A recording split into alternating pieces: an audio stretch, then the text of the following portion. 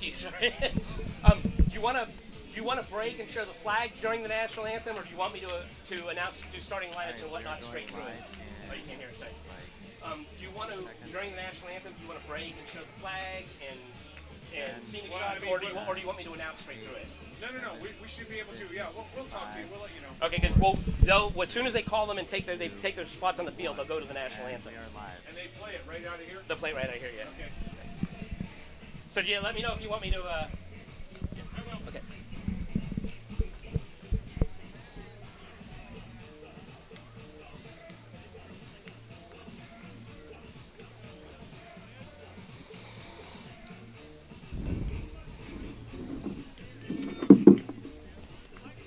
Yes.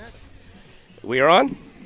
Oh, okay. Good afternoon, everyone, wherever you may be watching on TV around the Monterey Bay area or around the world on the World Wide Web.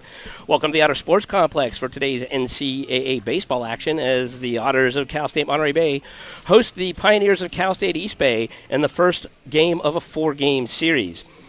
Otters coming into today's game battling some injuries, 11-11 overall and 9-7 in CC2A. Otters the defending CCAA champions and looking to get back into form. Cal State East Bay is also looking to find some footing. They're coming at 9-12 overall and 6-9 in conference actions. Both teams lost their last three games of the series that they played. Otters to Stanislaus State and Cal State East Bay to Chico State, a rare triple-header loss. All those games due to rain. One game finished and 2 complete games played on Tuesday. We'll go ahead and take this time to introduce you to the starting lineup and then set for East Bay and then set the Otters for you defensively. Leading off for East Bay will be center fielder Ryan McSwain. He comes into the game having started all 20 games, and hitting .351. The leading hitter in their East Bay lineup to start the day. Batting second will be shortstop Ryan Thomasy. Batting third and playing left field. This will be a name I'll have fun with all day today. Kyosuke Oshimaru. He is the left fielder and batting third. Omar Sanchez, the first baseman, bats fifth. Steve Robinson will play second base and bat sixth. Adam Haller, the third baseman, bats seventh. Robert Lujan, the designated hitter, is batting seventh. We will have Matt Kentelme, batting eighth and catching. Batting ninth will be the right fielder Joey Dice. I love that name, right out of Guys and Dolls. And on the mound for Cal State East Bay will be Ransom Alexander, and we'll get to his numbers when we set East Bay for you defensively in the middle of the first inning. Otters are getting ready to take the field, so we'll let them take the field and go ahead and pause for you for the national anthem before we set the Otters for you defensively.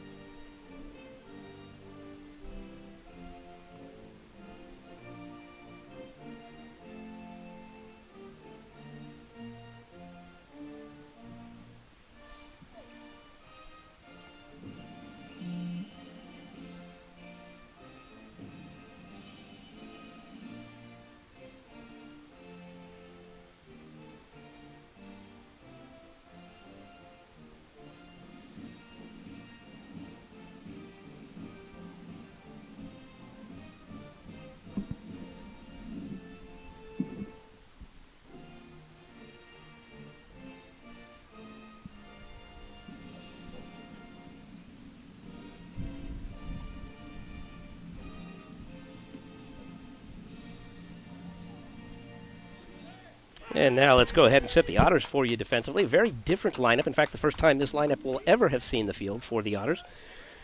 Brian Morley gets the start at first, and Kyle Zaplak out of Pacific Grove High School gets the start in second. Those two you're familiar with. Derek Edwards will be making his first Otters start playing third base today, junior out of Cerritos College. And Reed Oster, normally the starting third baseman, will play short today. In left field, Kyle Guerra gets the start, TJ Dove in center, and Kyle Dean in right. Otter fans used to that outfield. Behind the plate will be freshman Beau Bovair making his first Otter appearance, his first collegiate appearance, redshirted last season, and has not played this season, but he will not only get his first appearance as an Otter, but his first start as well.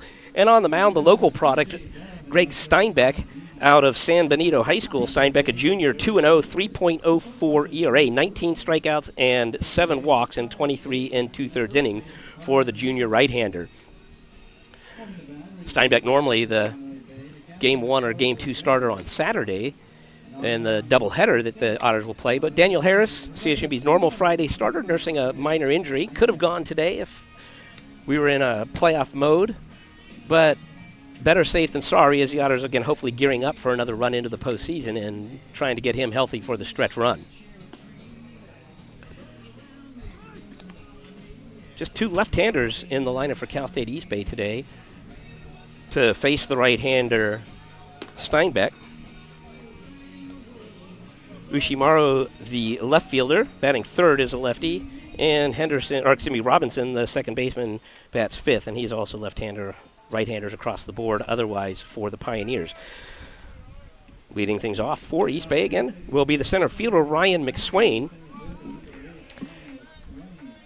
McSwain, a junior out of Redwood City and a transfer from Skyline College. Comes into the game again hitting .351. That leads the team. First pitch from Steinbeck is fouled into Bovair's glove, and we are underway.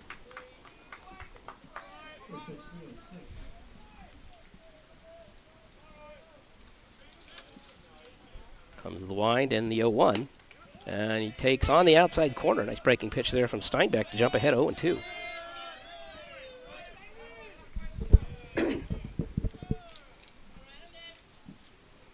The 0-2 in the dirt. Do it again at 1 ball and 2 strikes. McSwain, 8 extra base hits on the season, 6 doubles, a triple, and a home run. He is driven in 8 runs and scored a team-leading 20. The 1-2 pitch is hit softly into left field, and that'll drop for a base hit, a leadoff single for McSwain.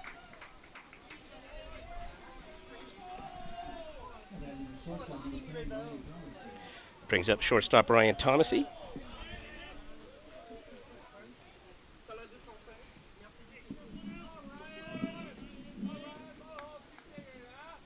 Thomasy, a junior college transfer out of Reading and Lassen College.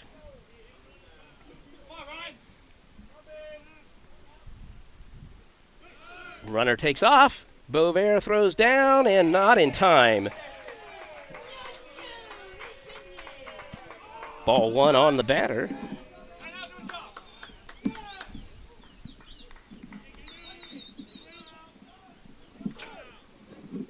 For Thomasy, or for McSwain, excuse me, his 6th stolen base in 6 attempts this season.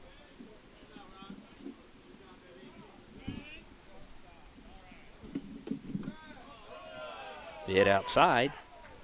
Jumps ahead in the count 2-0.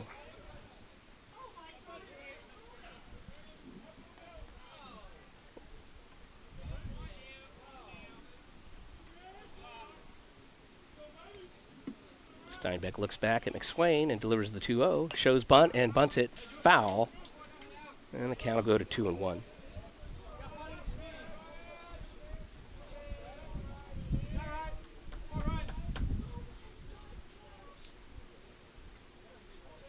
Thomasy with 5 sacrifice bunts on the season for East Bay. That leads the team.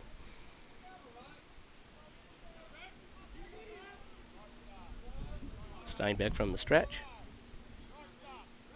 They throw behind him, and they got him! Excellent pickoff mood by Greg Steinbeck as Reed Oster, playing his first game at shortstop as an Otter, sneaks in behind McSwain for the pickoff and the first out of the day.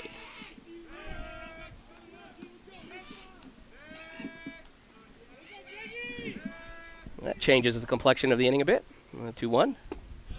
Takes downstairs. It's 3 balls and 1 strike.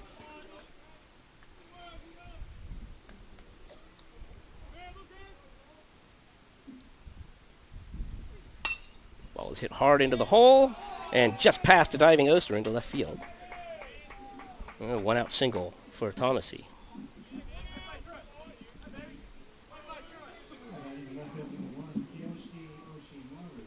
Keoski Oshimaru, the left fielder, left-handed hitter.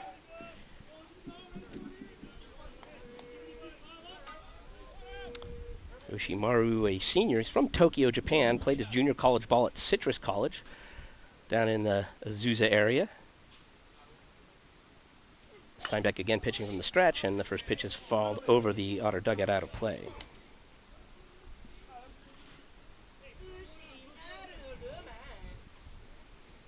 Thomasy 4 for 4 in stolen base attempts on the season, so if you're thinking the Pioneers might run again.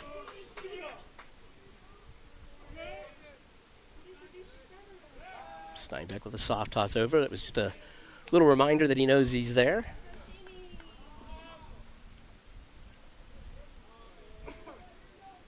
Again pitching from the stretch. Still just a little reminder throw over.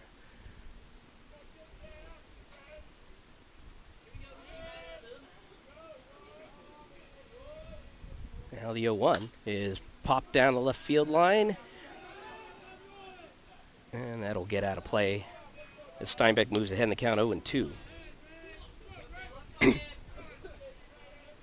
Absolutely perfect day out here at the Otter Sports Complex. Not much wind. Usually as the afternoon moves on, the wind picks up towards right field. See if it does today as Steinbeck delivers the 0-2. And that foul down the left field line again, and again out of play.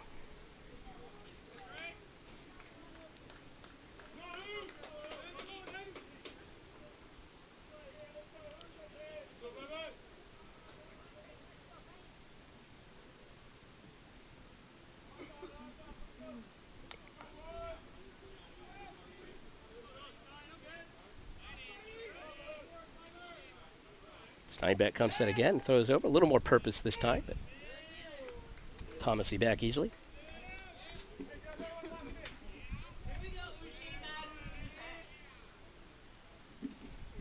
And that pitch is lined through the 5-6 hole, a Tony Gwynn special into left field. And the first 3 batters have all stroked base hits to left field for East Bay here in the top of the first inning. Sets the table for the cleanup hitter, Omar Sanchez. Sanchez hitting .254 on the season. 4 doubles, no triples, and no home runs. Odd numbers for a cleanup hitter.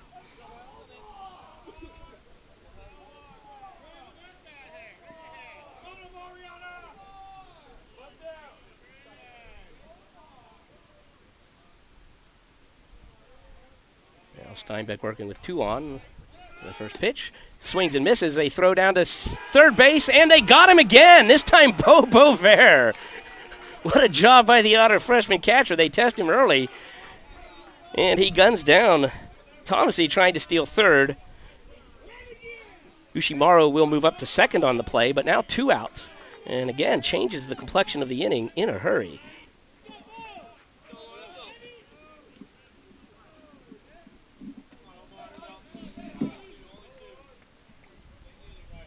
Steinbeck looks back and delivers the 0-1. And that is hit down the right field line and foul. Steinbeck ahead 0-2.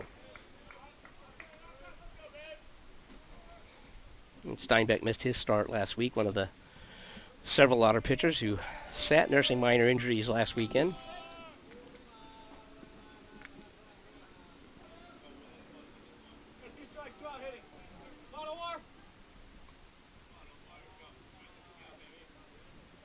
Shakes off Bover, then likes the next sign he gets, and delivers the 0-2.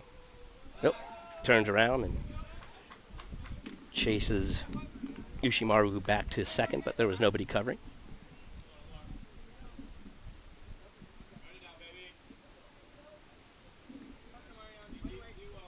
Well, Steinbeck comes set again. And the 0-2 misses outside with a breaking pitch. It's 1 ball and 2 strikes.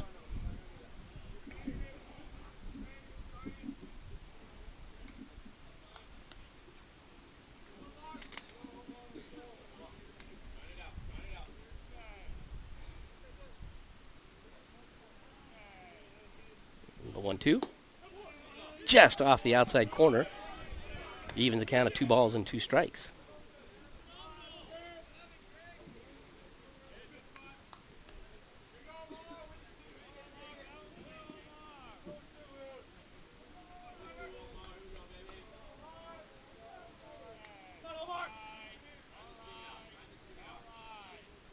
Comes the 0-2 from Steinbeck.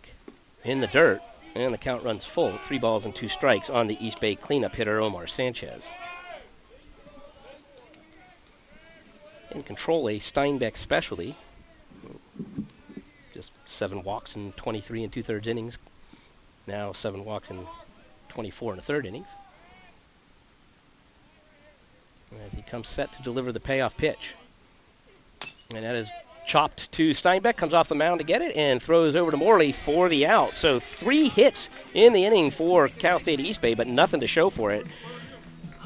No runs, 3 hits, no auto errors, and just 1 runner left on base thanks to the pickoff move by Steinbeck and the throw by Bo Bovair and the tag by Derek Edwards at third to catch Thomasy stealing. The Otters get out of it with no damage. So we'll go ahead and give you the Otter lineup here as we get ready to head to the bottom of the first inning. Coco Figueredo, the DH, will lead off. First time he's led off this season. He's batted second in every other game this year. Kyle Zaplak, the Pacific Grove High School product, senior second baseman, will bat second. Kyle Dean, the BYU transfer, bats third and plays right field. TJ Dove, the center fielder and the normal leadoff hitter, in the cleanup spot today for the Otters. A little bit of a switch. Brian Morley, the first baseman, the transfer from Old Dominion University, is batting fifth. Derek Edwards, again, the third baseman, bats sixth. Reed Oster, playing shortstop for the first time, is batting seventh. Again, Bo Bovair, making his first collegiate appearance, catching and batting batting ninth, left fielder Kyle Guerra. We'll go ahead and set East Bay for you defensively. Omar Sanchez is at first base. Steve Robinson is at second. Adam Haller is playing third, and Ryan Thomasy is at short. Around the outfield from left to right, Kiyosuke Ushimaru, Ryan McSwain, and Joey Dice. Matt Cantelmi is the catcher, and on the hill, Ransom Alexander. Alexander is a junior from Fullerton, went to Servite High School in Anaheim. Comes into the game with an 0-2 record, a 6.75 ERA. He struck out 6 and walked 10 in 10 2/3 innings. Alexander, not normally a starting pitcher, and East Bay is one of those teams that will, from time to time, will throw a reliever to start the game and try and get that reliever through a few innings and then bring in the guy they want to eat some innings in the second or third inning. I wouldn't be surprised if we saw that happen today. And stepping into the batter's box, Coco Figueredo, the junior designated player out of Fortuna Union High School up in Northern California. Went to College of the Redwoods. It's in Humboldt State territory. Switch hitter, batting left-handed against the right-hander Alexander. And he takes a breaking pitch on the inside corner for strike 1. Figueredo hitting .308 on the season, but with a .444 on-base percentage. Kind of number you like out of your leadoff hitter. And the 0-1 fouls that one at the plate. And Alexander ahead 0-2.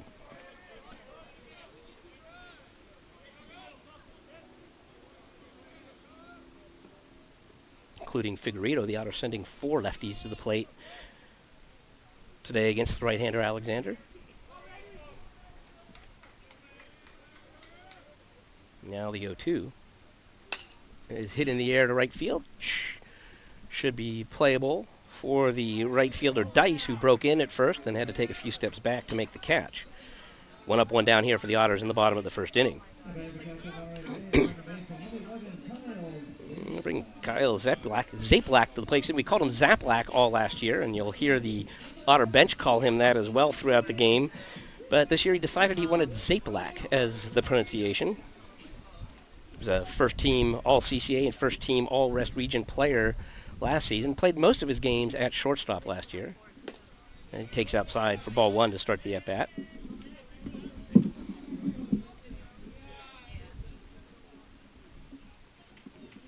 Zapalak a little bit of arm trouble late last year, and that's why they moved him over to second to make the throw a little easier this season. And he takes on the inside corner for strike one. Zapalak started his career at Santa Clara University. Got injured while he was playing for the Broncos. Takes bit outside, and is now ahead in the count 2-1. And the injuries forced him to leave Santa Clara, and Santa Clara's loss was the Otters' gain.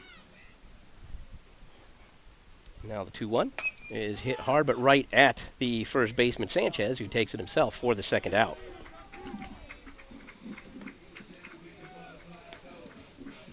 And that'll bring up Kyle Dean.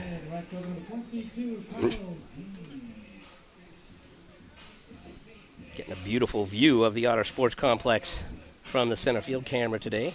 People at MCAET doing an outstanding job.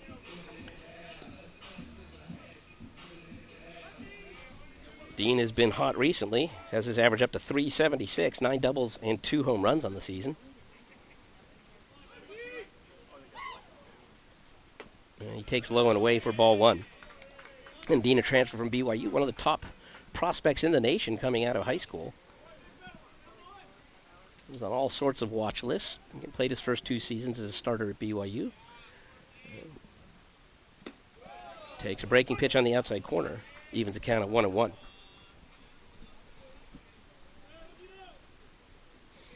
Dean is the quintessential 5-tool player. There's nothing he can't do on the baseball field. The 1-1 pitch is hit hard and right through the right side. I believe they will probably score that a base hit, and they do. 2-out single for Kyle Dean, and that'll bring TJ Dove to the plate.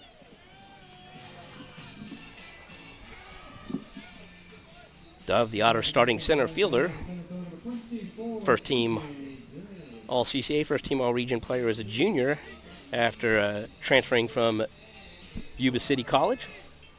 Been in a bit of a slump recently. His average all the way down to 261.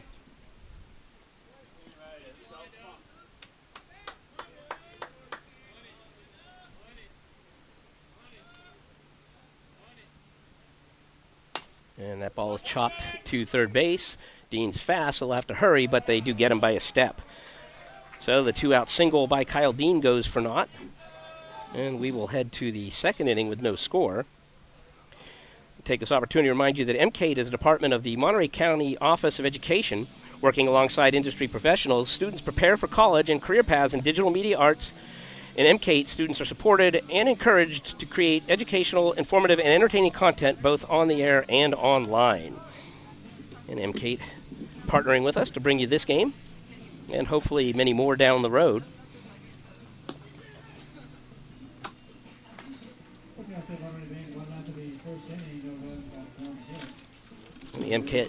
The broadcast today brought to you on several MCAET channels, including their YouTube channel, which some of you may be watching from there. We are simulcasting on CSU cable channel 73, the MCAET channel on the CSU campus cable network is actually channel 71. Comcast cable in Salinas has MCAET on channel 26. Charter cable is on channel 17 in all areas of Monterey. And you can always watch on the MCAET.org website at www.mcaet.org/live. Leading off for East Bay here in the top of the second inning will be the second baseman, Steve Robinson. Robinson hitting .288 on the season. Pops the first pitch he sees down the third baseline, but that'll get out of play. Very wide foul territory areas here at the Otter Sports Complex.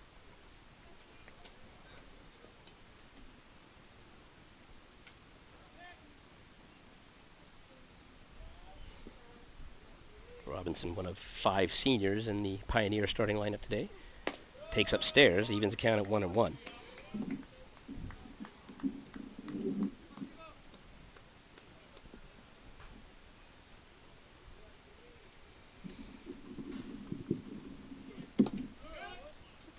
Oh, that catches the inside corner, breaking pitch. Low and inside, but catches the plate.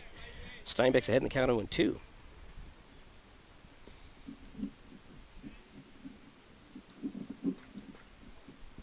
1-2 pitch is fouled off. Good job by Robinson to get a hold of a nice breaking ball by Steinbeck.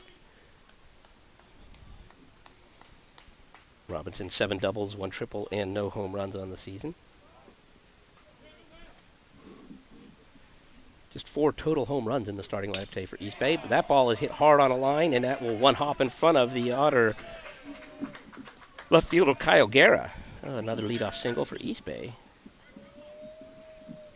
So East Bay has sent 5 players to the plate today, and 4 of them have base hits. But the Pioneers so far with nothing to show for it. And that brings up third baseman Adam Haller. Haller's a senior out of Chabot College, out in East Bay territory. Ball hit in the air to right field. A long run for Kyle Dean, and he will make the catch in foul territory for out number 1 here in the second inning.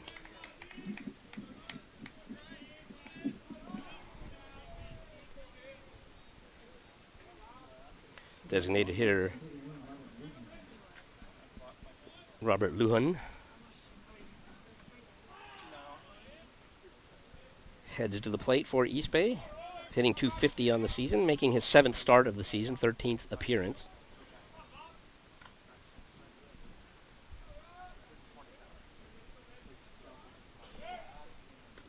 We'll throw over to let Robinson know that Greg Steinbeck is thinking of him.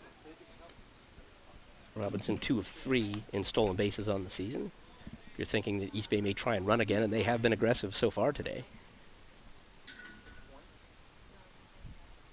First pitch is a swing and a miss. Ball probably down and out of the strike zone for 0-1 count.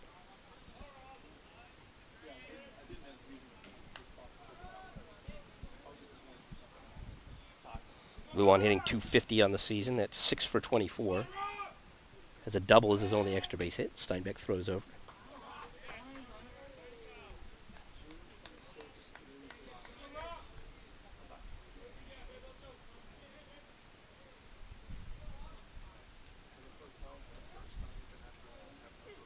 That ball is hit hard to the right side. A diving attempt by Zaplak probably at least keeps Robinson at second base, so it doesn't allow him to go to third, but that will go as an infield single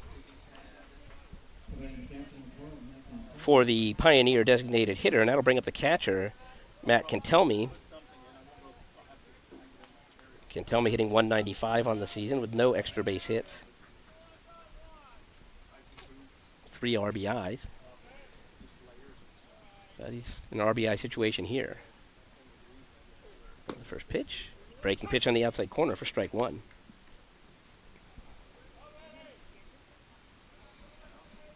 Cantelme's a senior out of Fair Oaks Jesuit High School. It's in the Sacramento area.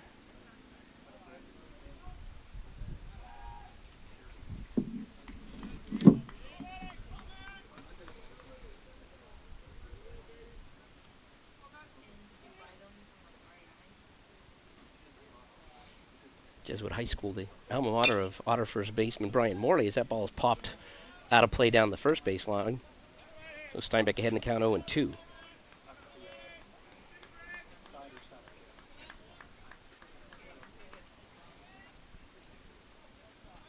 Lujan not much of a threat to run at first.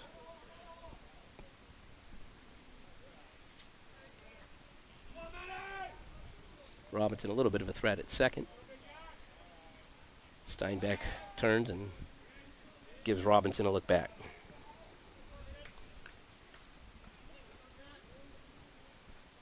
After Lujan, the right fielder Joey Dice comes to the plate, then back to the top of the Pioneer order.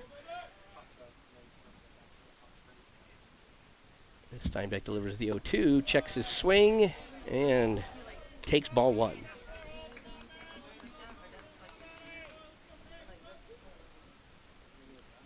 One ball and 2 strikes. One out here in the top of the second inning.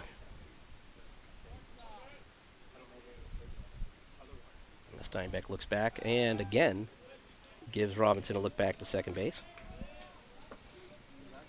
None of the Otter infielders even playing a game behind him at this point. Just Steinbeck letting him know he knows he's there. Now Steinbeck comes set again. And the 1-2 pitch, just a bit upstairs, counts even at 2 balls and 2 strikes.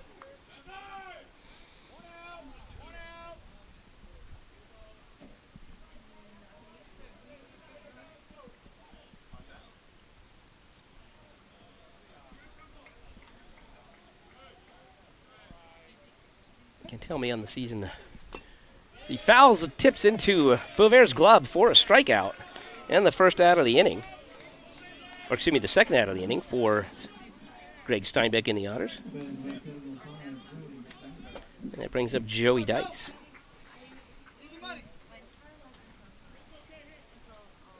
And Joey Dice, it's such a 1940s gangster movie name. I love it. Dice is a senior from Reno, Nevada, and Reed High School.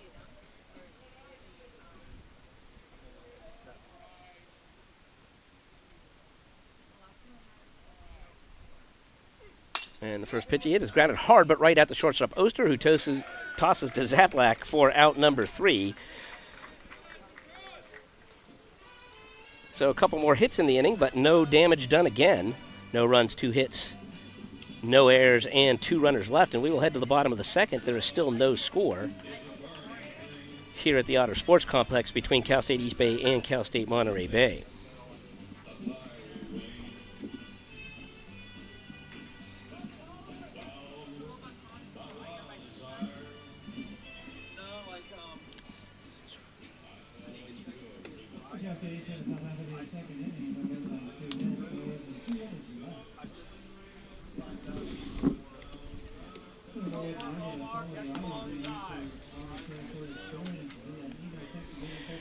Take this opportunity to remind you there are more ways than ever to follow the Otters and enhance your Otter territory experience via email, text, and daily social media.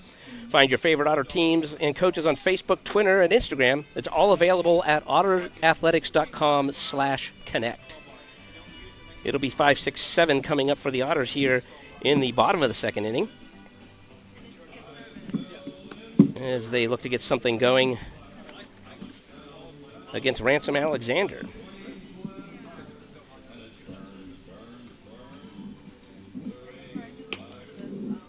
Brian Morley, the senior first baseman, a transfer from Old Dominion University, will get things started for the Otters. Morley, 2 weeks ago, the CCA Player of the Week, where he drove in 13 runs in a 4-game sweep of Cal State LA. He was absolutely on fire that weekend. Comes into this game hitting .354 with 8 doubles, a triple, and 2 home runs. Leads the team with 20 RBI.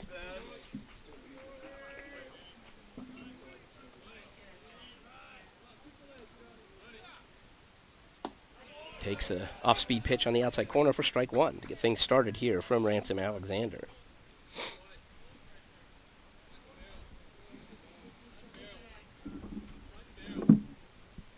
Next pitch, another breaking pitch, and again on the outside corner.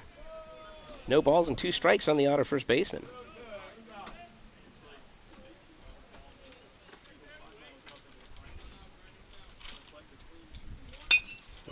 Way out in front of an off-speed pitch, and he fouls that ball down the left field line. Ethan McCrae, likely a starting pitcher in tomorrow's first game, sprints all the way down into the corner to grab that foul ball.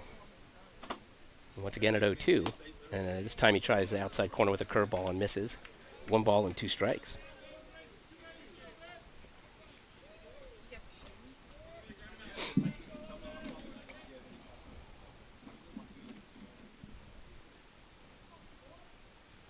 checks his swing and a ball in the dirt. They're going to ask, and our first base umpire, Danny Speck, says no swing. Bill Shortridge is the home plate umpire and the crew chief for this series. Danny Speck at first, and Ron McGeeth is at third base for today's game. Now the 2-2. Misses outside again, and Morley, after falling behind 0-2, works the count full. 3 balls and 2 strikes.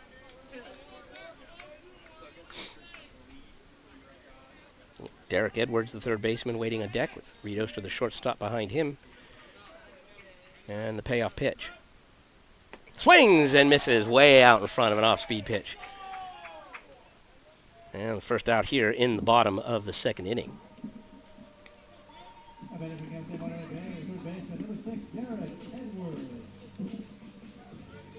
So Derek Edwards coming to the plate.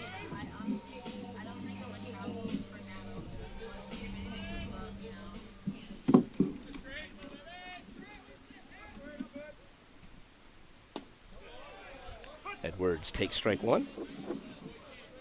Comes into the game. Has played in 4 games, has had 5 at-bats, still looking for his first hit on the season. Takes inside, 1 ball and 1 strike. Edwards, for Otter fans who aren't familiar with him, is a junior transfer from Cerritos College. He's out of San Pedro, California, down in the LA South Bay area. Comes the 1-1 pitch, and that is low. 4-2, 2 balls and 1 strike on the Otter third baseman.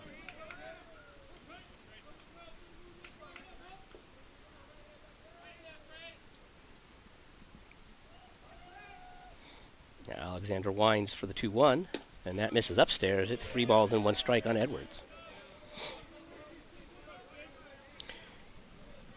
Edwards just trying to get on base and get something started here for CSUMB, bottom of the second inning. And the 3-1. And that catches the outside corner at the letters, and the count runs full at 3 balls and 2 strikes.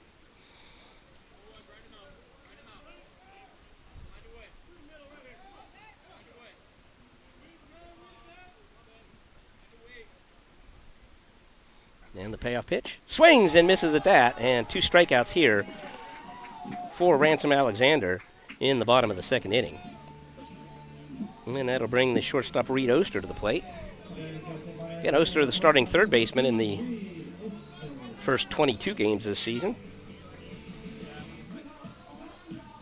He's hitting .234 on the season with 3 doubles, 10 runs and 11 RBI.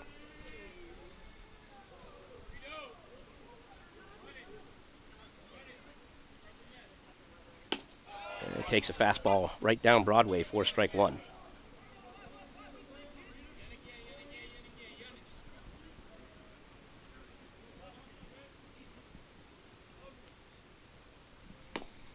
Next pitch misses. 1 ball and 1 strike.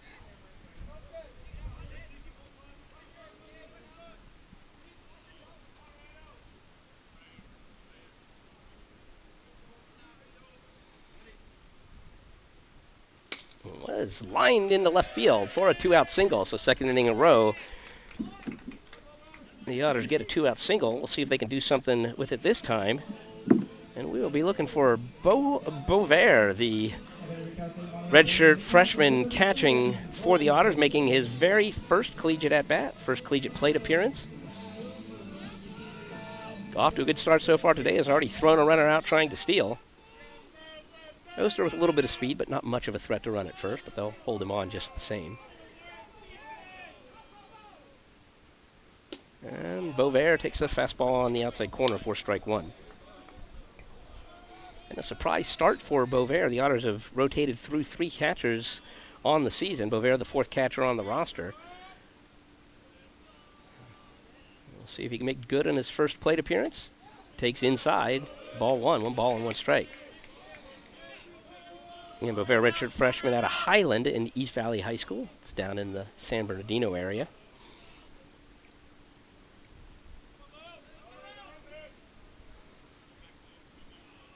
Alexander not really paying any attention to Oster at first, and the 1-1 pitch misses down and away. It's 2 balls and 1 strike.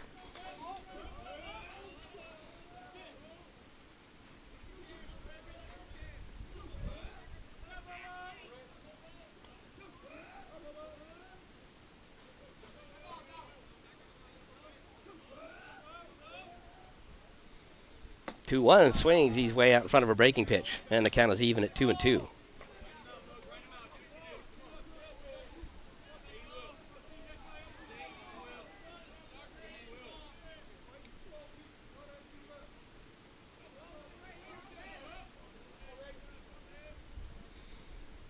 Now the 2-2. And he chops that one slowly to short. They're going to have to hurry to get Bover, who doesn't run well, and they still get him by a step. A nice play by the shortstop Thomasy there for out number 3 in the inning. So once again, the Otters strand a 2-out single. No runs, no hits, or no runs, 1 hit, no errors, and 1 runner left for the Otters. And we will head to the top of the third. Still no score between the Otters and Pioneers.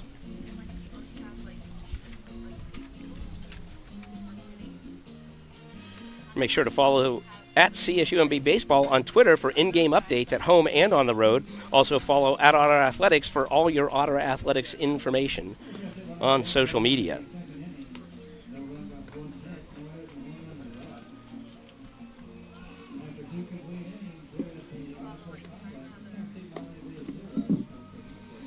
Be back to the top of the East Bay order here in the top of the third inning.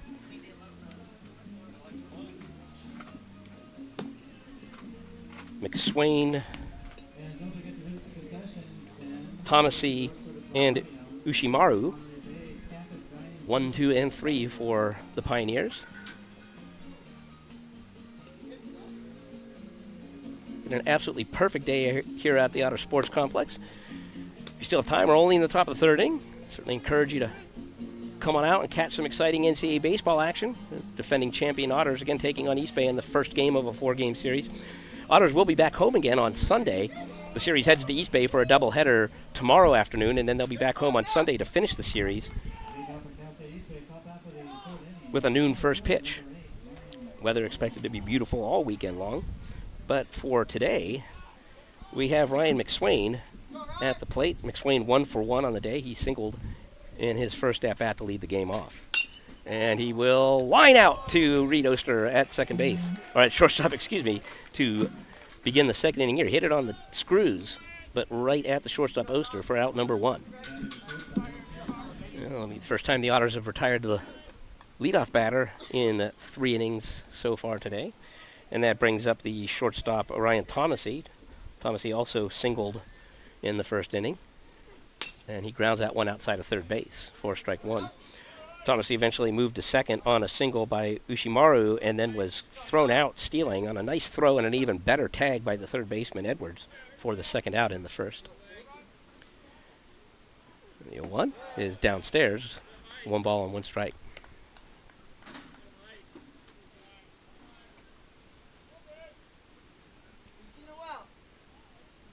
1-1 pitch is hit in the air to center field, right at the center field of TJ Dove. Stands still for a few minutes and takes 2 or 3 steps back to make the catch for out number 2. So 2 up, 2 down here in the top of the third inning for the Pioneers.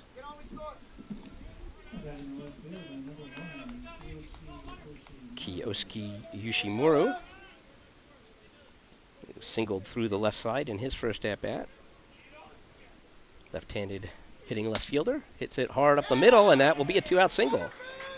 2 for 2 for Yoshimaru on the day. And that'll bring up the first baseman Sanchez with 2 outs. Sanchez grounded back to Steinbeck on the mound for out number 3 in the first inning.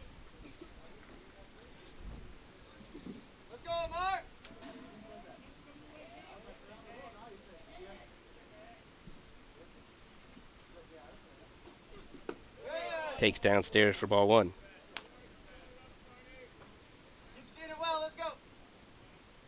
Sanchez's average dropped 4 points to 250 after his first inning ground out.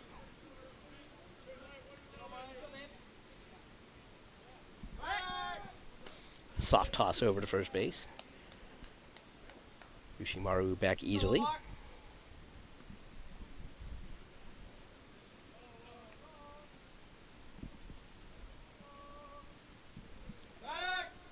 Once again, a soft toss over.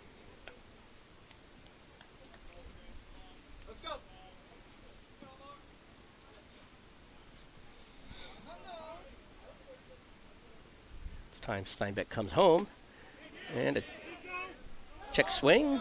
Said he did not go, and the ball is 2-0.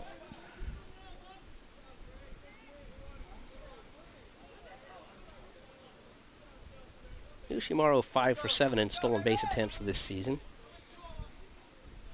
Not credited with the stolen base in the first inning when he advanced as Thomasy was thrown out. Fouled at the plate, and it's 2 balls and 1 strike.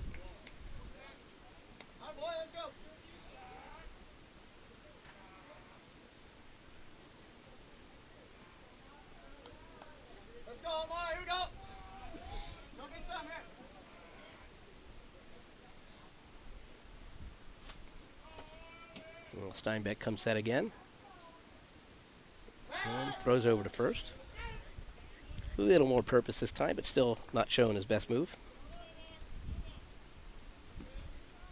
Let's go, Brad. Go get some. Go get. And the 2-1 pitch is hit to second. They're going to have to throw to first to get him, and Zaplak does just that for out number 3. So this time it's East Bay's turn to waste a 2-out single.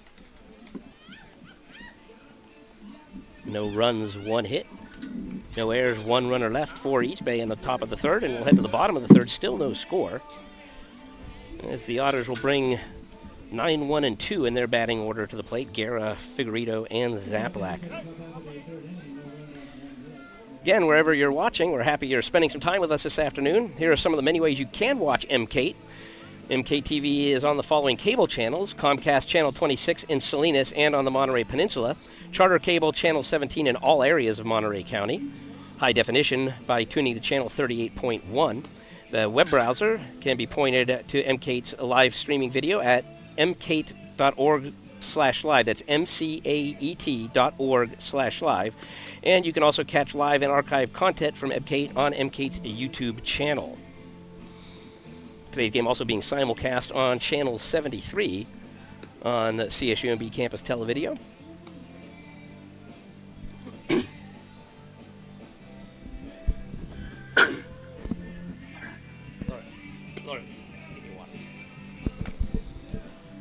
It'll be Kyle Guerra, Coco Figueredo, and Kyle Zaplak. Again, 9, 1, and 2 in the Otter batting order, and they will face a new pitcher.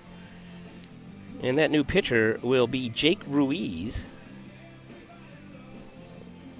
Listing it as Jake Ruiz. I think I had the wrong number on that. I said 16. But that is certainly TJ Myers. Excuse me, it's number 18, TJ Myers. A 6'1 left-hander, junior out of Pleasanton, and a transfer from Chabot College.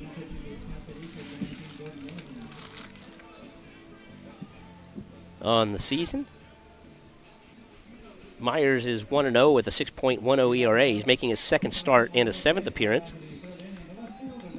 10 strikeouts and 9 walks in 10 1/3 innings pitched. Opponents are hitting .364 against the junior lefty. Kyle Guerra, the left fielder, will lead things off. Guerra hit nearly 400 last year in .398. Struggling a little bit to start this season. It's 190 as he takes ball 1. 190, making his 14th appearance and 6th start. Has 1 double on the season. He's 4 for 21 to get his 190 average. 1-0 pitch, taking all the way, and he takes a strike down Broadway. It's 1 ball and 1 strike. See, Coco Figueredo will turn around and bat right-handed over in the on-deck circle against the lefty Myers. 1-1 pitch is outside. It's 2 balls and 1 strike.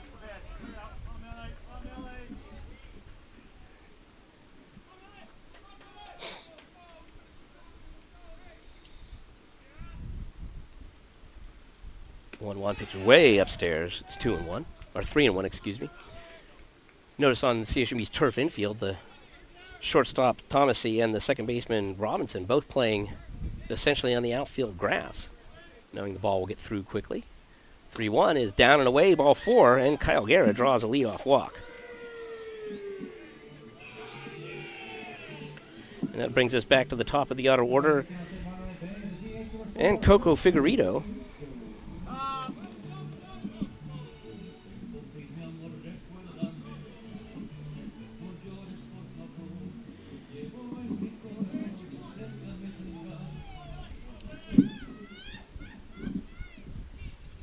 Figueredo has been hot, hitting .410, 16 for 39 in his last 10 games.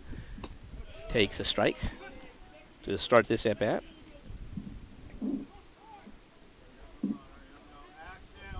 Figueredo hitting .444. That's 8 for 18 against left-handed pitching this season, versus .260 against right-handers. One pitch is grounded right back at the mound. They're going to throw to second for one and back to first, and that is a 1-4-3 double play. Two tough guys to double up, too. A lot of speed in both Guerra and Figueredo, but Figueredo hits it to the one place you didn't want him to hit it. And that'll bring Kyle Zaplak to the plate. With 2 outs and now nobody on. Zaplak grounded to first in his first at-bat. Now hitting .265 on the season. And he takes a strike to start the at-bat. No runs, 6 hits, no errors for East Bay through 3 innings. No runs, 2 hits, and no errors for the Otters through 2 2/3 innings. The 0-1 pitch to Zaplak is fouled straight back. And Myers ahead in the count 0-2.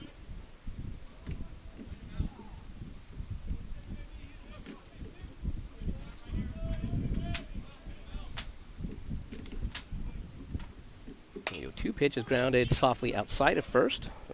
Do it again at no balls and 2 strikes. Little wind starting to pick up here at the Otter Sports Complex. Expect that to continue as the afternoon goes on. Sometimes the wind comes in off the ocean, blows straight out to right field. Can be a boon to people that can get the ball in the air in that direction. The 0-2 is fouled down the third baseline. Haller gives it a look, but it's out of play.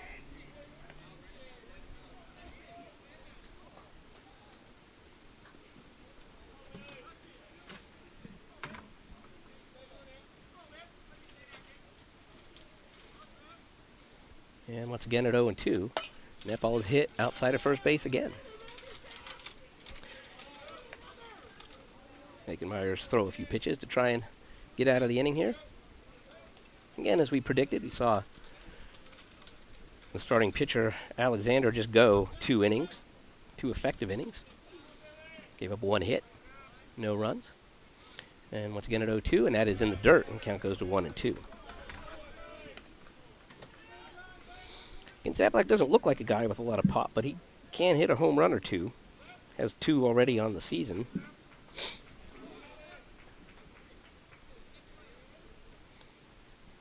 The 1-2 pitch is lined, and a nice sliding catch by the shortstop Thomasy to get out of the inning. So the Otters get a leadoff walk, but can't do anything with it.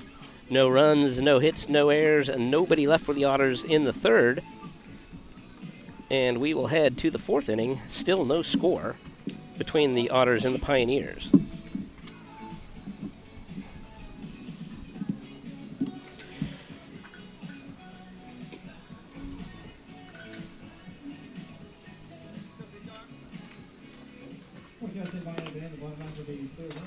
Oh.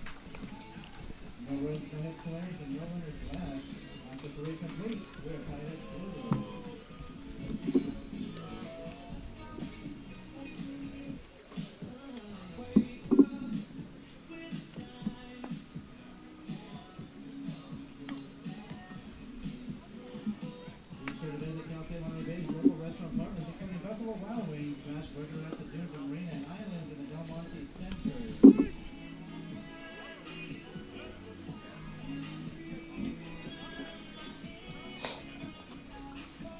It'll be Robinson, Haller, and Lujan. 5, 6, 7 in the Pioneer batting order to face Greg Steinbeck here in the top of the 4th inning with no score. Robinson singled in his first at-bat. Eventually advanced to second on a single by Lujan and was stranded there. His average at an even 300 on the season. And the first pitch he sees, he dribbles through the right side for a leadoff single. So 3 of the first 4 innings have seen East Bay single to lead off the frame. Steinbeck has successfully pitched around it so far. And he will face the third baseman, Adam Holler, trying to do it again. That was the 7th hit of the day for Cal State East Bay. Reminder, you can follow along with live stats on today's game on otterathletics.com. Click on the baseball schedule and the live stats link. It'll get you right there.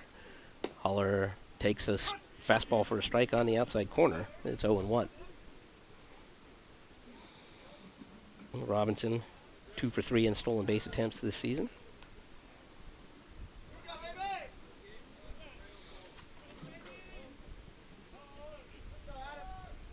Holler does 2 sacrifice hits as he shows bunt. And they'll throw over. Aggressive lead by Robinson, but he's back easily.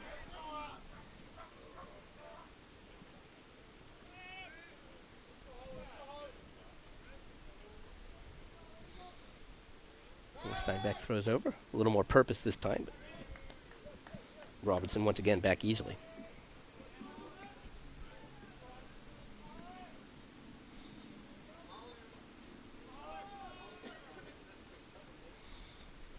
And Holler shows bunt, pulls back, and grounds it right back to the pitcher.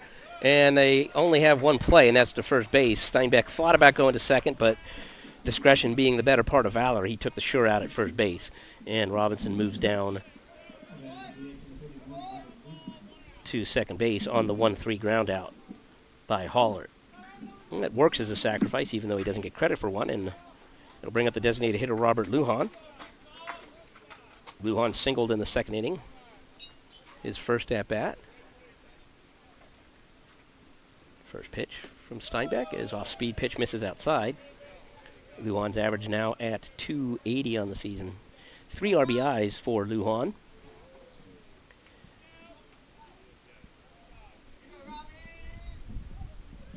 Lujan 2 for 9 with runners in scoring position this season. .222 average. Steinbeck looks him back. Second base. Nobody covering.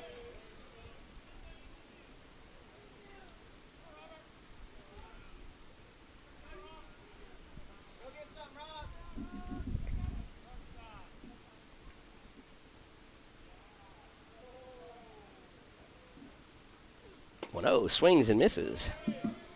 Evens the count at 1-1.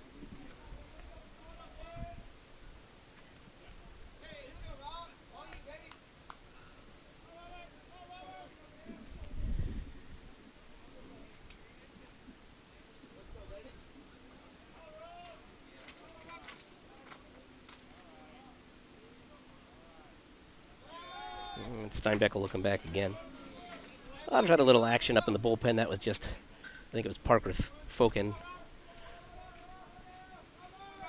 getting a little work in between starts. Steinbeck just at 45 pitches right now, so. And he turns and looks him back again.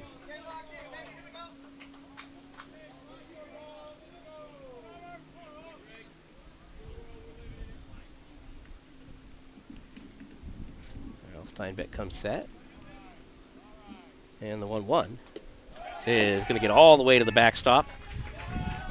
Bovair comes racing over in front of our broadcast position down the first baseline to grab the ball and make sure nobody gets away.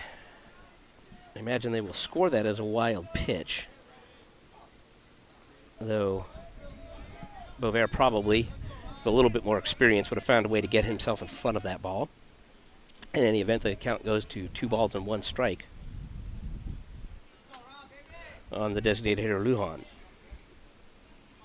Now the potential first run of the game just 90 feet away with 1 out in the top of the 4th. And he takes a strike. Steinbeck evens the count at 2-2.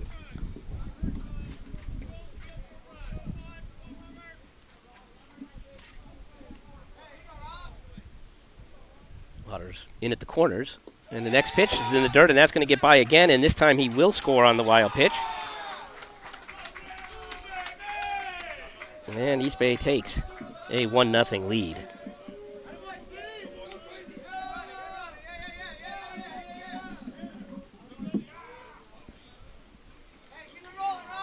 Well, on the downside, if you're an Otter fan, the run comes in. On the plus side, that clears the machine for Steinbeck with nobody on base, and now the 3-2 is popped up into shallow left field. And Guerra comes in and is able to make the play for out number 2.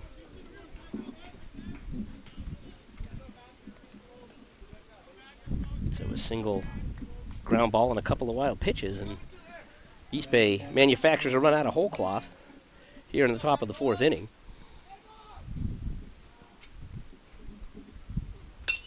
As the catcher, Matt Cantelme, comes up, and he loops a flare into left center field for base hit on the first pitch he sees from Steinbeck here in the bottom or top of the 4th. That brings us to the number 9 hitter, Joey Dice. Dice grounded into a fielder's choice, shortstop to second to end the 2nd inning in his first at-bat. Now hitting .212 on the season.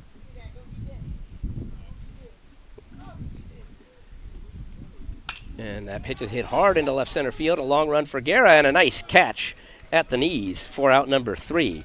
So the little looper falls in, and the line drive into the gap is caught. But damage done for Cal State East Bay here in the top of the 4th as they score a run on a hit. There were no auto errors and 1 runner left on base. We will head to the bottom of the 4th inning with East Bay now leading 1-0.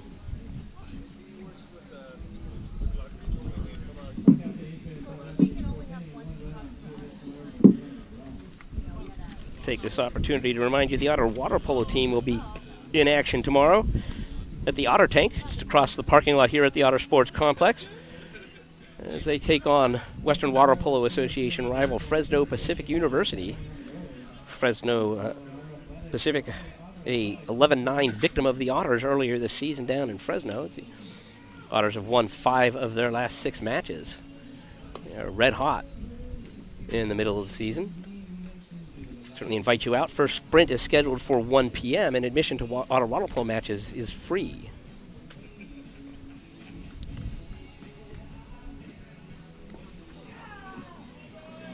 Myers comes out to work his 2nd inning. Allowed a leadoff walk in the 3rd to Kyle Guerra, then induced a 1-4-3 comebacker for a double play to erase Guerra, and then got Zaplak to line out on a nice sliding catch by Ryan Thomasy to end the bottom of the 3rd inning. That'll be Kyle Dean coming up. Dean, a 2-out single in his first at-bat. Now hitting .384 on the season. That was his 21st hit as an Otter. Dean with home run power, but he's not a true home run hitter. Otter fans very used last year as the first pitch is down and away for ball 1. We had Jacob Tanasha and Hayden Dewar both setting the school record with 18 home runs in a season. And the Otters do have some power this year, but can't quite match that record-setting power. Comes the 1-0. Off-speed pitch. Not to Dean's liking. He takes it on the outside corner for strike 1.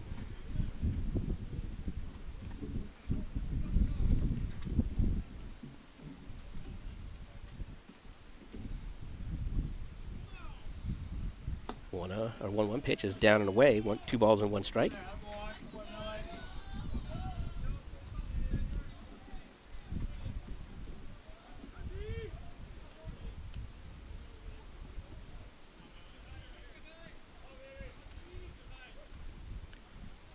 Two 1 misses downstairs.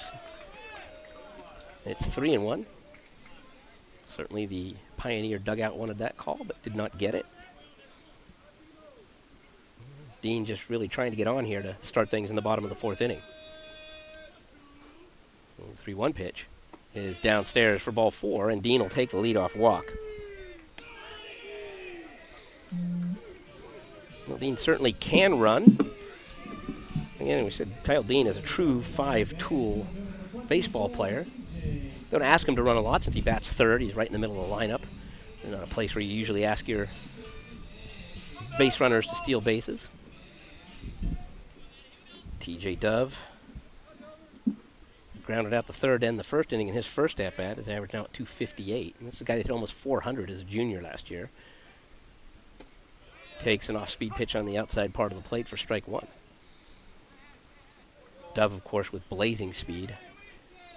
Kyle Dean was a center fielder by trade, but with TJ Dove returning last year, he holds on to his spot in center. They move Dean over into right. And the 0-1 misses outside. Good take by TJ Dove. As the off-speed pitch was not to his liking. Count is even at 1-1. Brian Morley, the first baseman, Otter RBI leader, waiting on deck.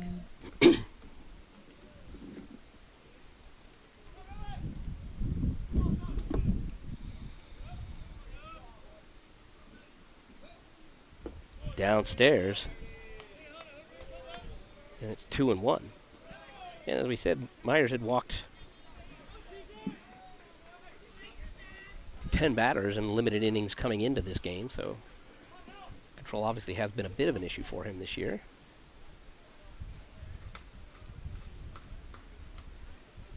And that ball is grounded into the hole, and that'll be a base hit into the 5-6 hole for TJ Dove. So the Otters with something going here in the bottom of the 4th inning with 2 on and nobody out for their RBI leader, Brian Morley.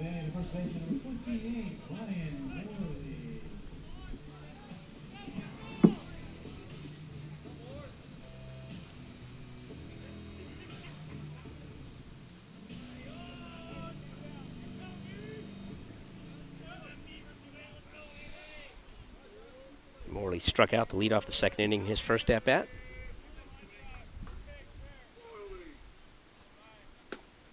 And he takes outside. About letter high, but ball 1.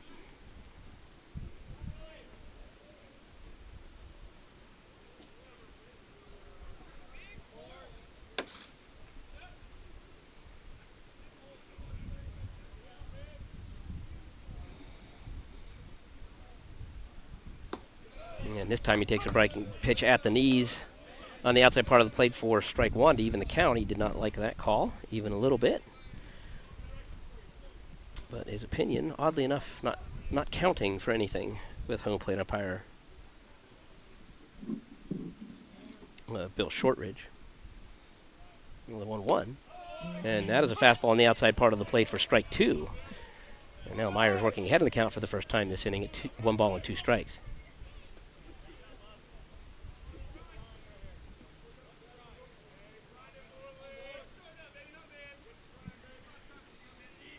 Great speed on the bases with Dean at second and Dove at first. And the 1-2 pitch is low and away. It evens the count at 2-2.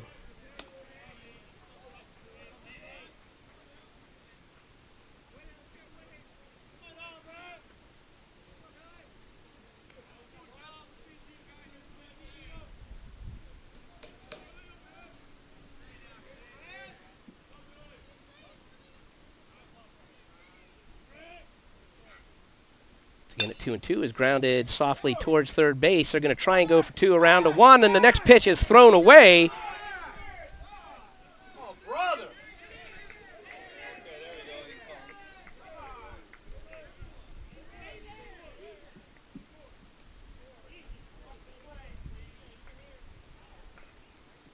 And they don't seem to know what's going on. The East Bay bench wants interference called. I think that they're just going to call... I think they're just going to call the out at first and the throwing error. And they just threw out the Mike Cummins, the East Bay head coach.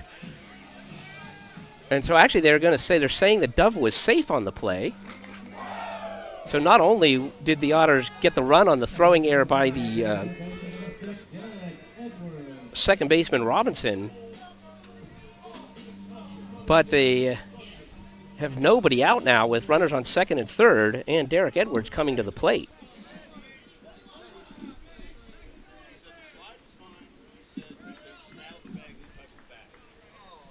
So we hear the explanation from Mike Cummins, the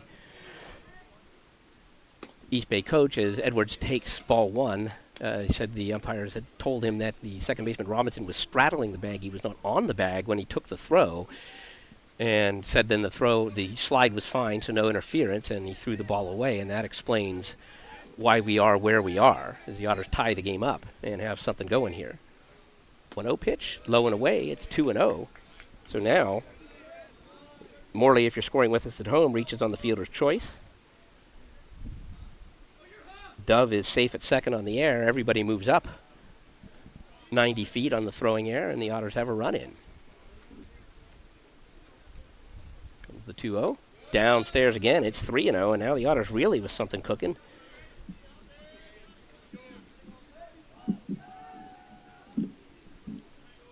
.30 count on Edwards. I would be shocked if the bat left his shoulder here.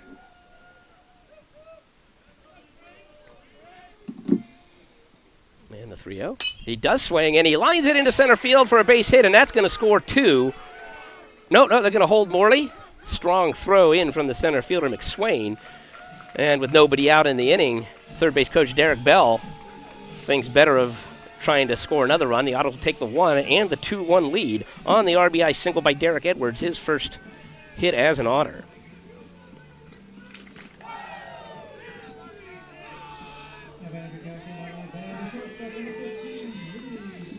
The Otters, runners on first and third, still nobody out. Shortstop Reed Oster coming to the plate.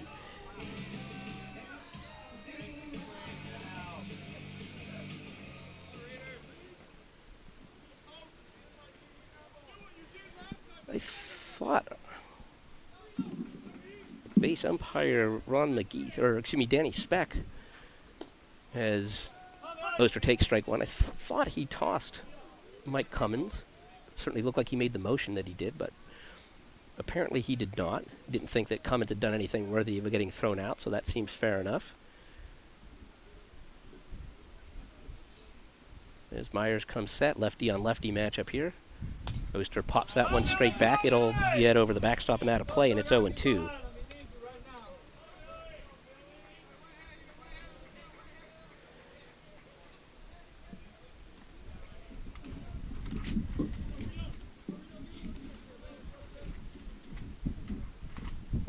Lefty on lefty matchups for Oster. So he takes the 0-2, hits that ball into right center field. That's going to get down. We'll score 1, and that will send Edwards all the way over. Oster is actually going to go to second. Good hustle play by Oster there, and the ball didn't make it to the fence. But he hustles in. We'll call that a hustle double for Oster, an RBI. The Otters is now up 3-0, or 3-1, excuse me. Edwards again at third base, Oster at second.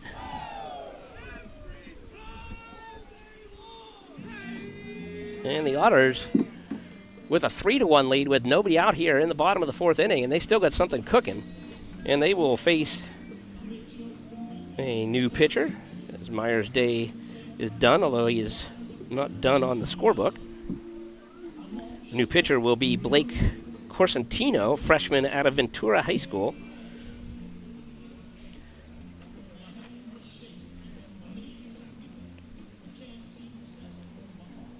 Corsentino will be making his 6th appearance. He's made 4 starts on the season. He's 2-2 with a 9.30 ERA, 15 strikeouts and 7 walks in 20 and a third innings pitched.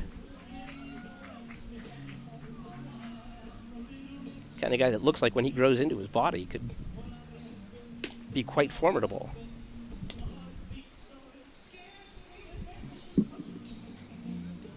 They list him at 6'4" and 190. And he looks every bit of 6'4".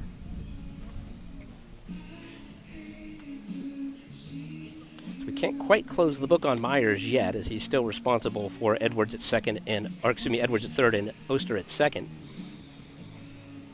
He's responsible for all 3 of the runs that have scored so far. And looks like 2 of them at this point will be earned.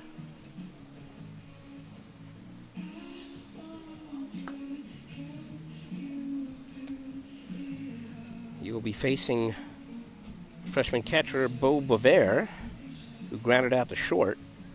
What a nice play by the shortstop Thomasy in his first collegiate at-bat that ended the 2nd inning.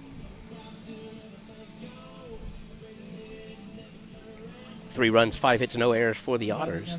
1 run, 8 hits, and 1 error for Cal State East Bay, and that is an odd-sounding line. 8 hits through 4 innings, and only one run, but Steinbeck picked off one runner. Bovair threw out another trying to steal.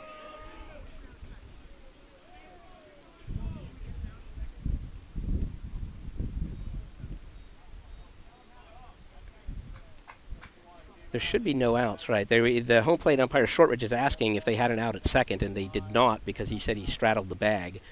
That was the discussion that Mike Cummins was having.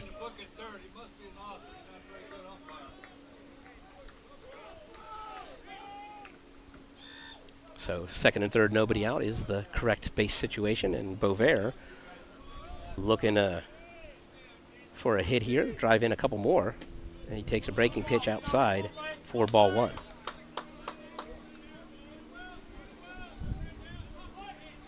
Infield in with nobody out here and two runners in scoring position, trying to keep this lead at 3-1 for the Otters if they can. The 1-0. Breaking pitch catches the outside corner. It's a good looking pitch. Evens the count at 1-1.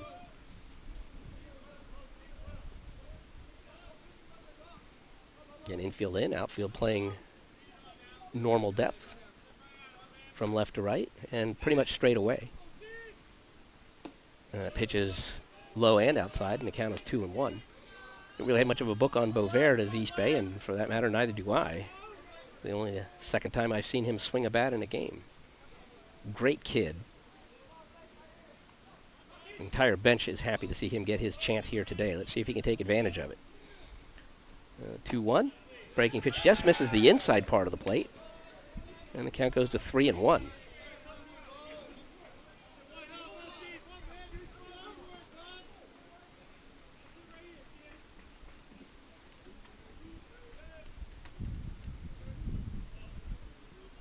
And the 3-1 is in the dirt, and that's going to be a walk for Bovair, and the runners are going to move up 90 feet, and the Otter lead will go to 4-1. So they'll score that as a wild pitch. And Bo Bovair on base for the first time.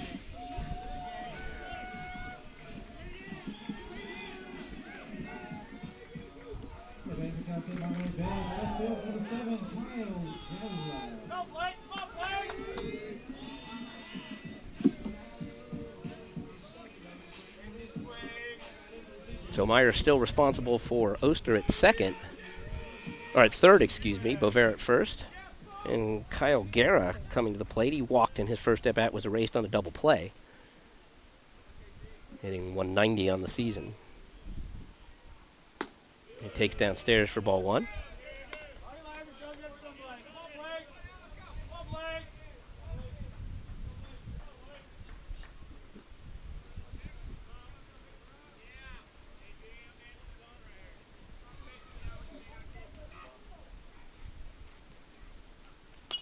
Fouled at the plate.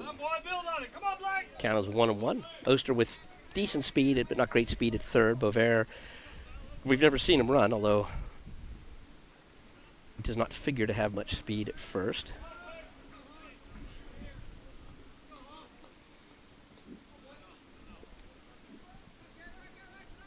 Third baseman Haller even with the bag. Middle infield a double play depth for the 1-1 pitch. And he tried to check his swing, and he fouls it off, and the count goes to 1-2.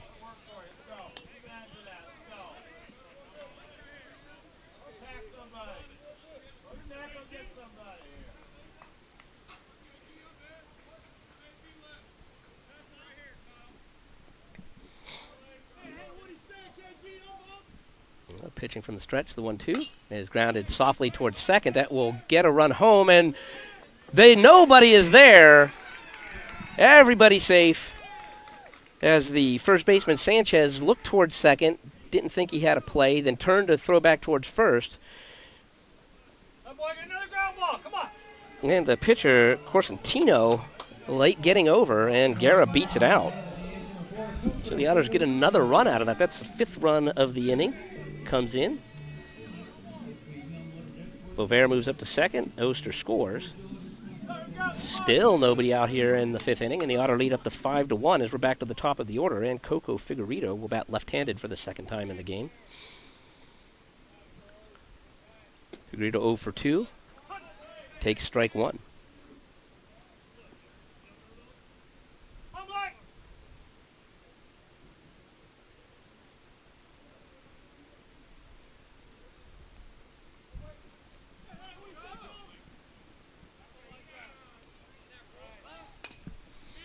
Pitches softly down to first base and just foul.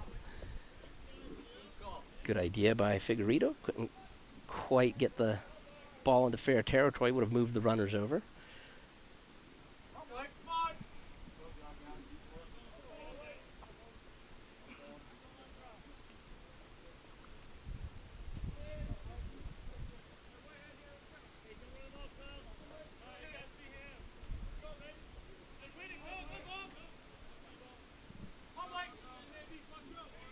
So I'll do it again, this time at no balls and 2 strikes.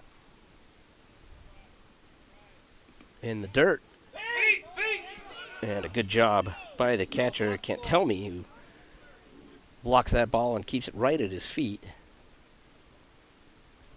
Keep Bovair anchored at second base. Guerra at first.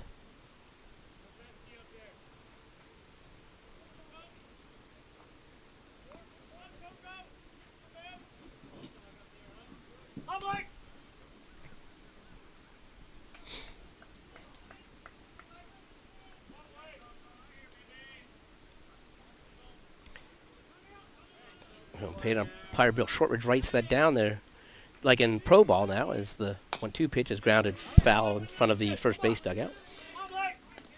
You're only allowed 6 mound or meetings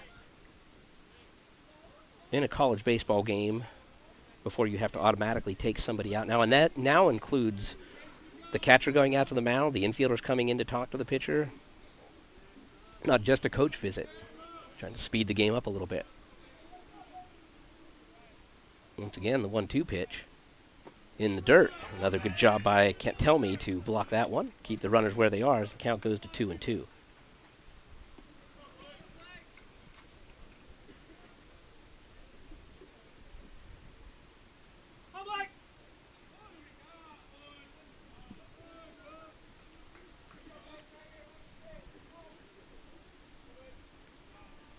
One more time at 2-2. And that ball is hit hard down the right field line, but foul, so we'll do it again at 2 balls and 2 strikes.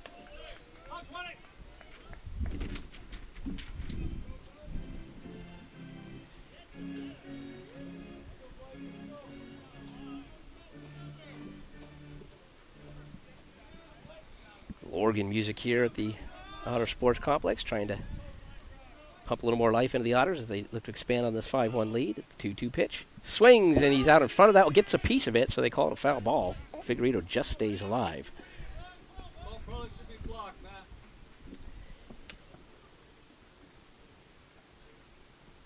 And we'll do it again at 2 balls and 2 strikes.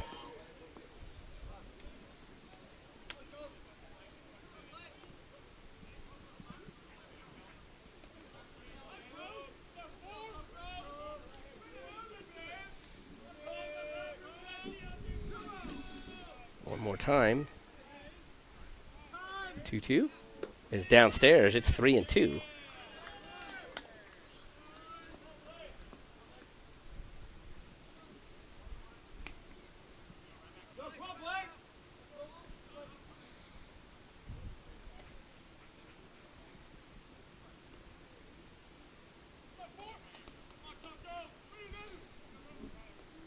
And once again, 3-2. Or 2-2, excuse me, downstairs, 3 balls and 2 strikes.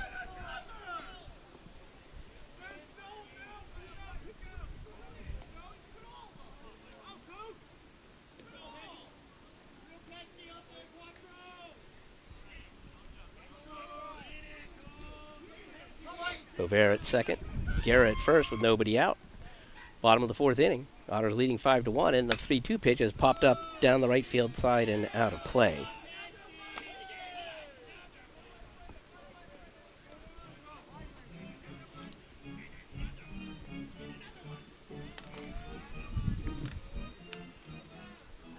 Figueredo's average now sitting at an even 300 on the season.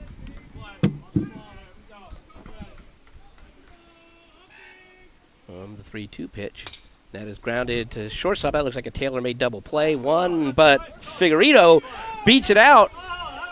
And now they are going to call... They're going to call interference. So that'll turn into a double play as head coach Walt White goes out to complain about that.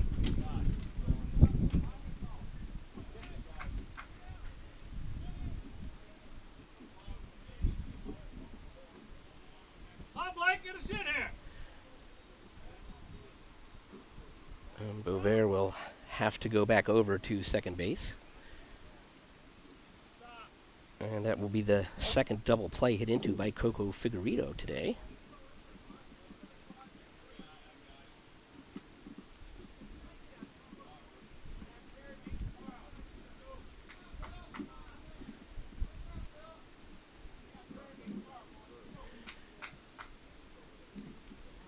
Again, not a argument that he is likely to win at this point. Go, give him a warning just like the last time, and let's go.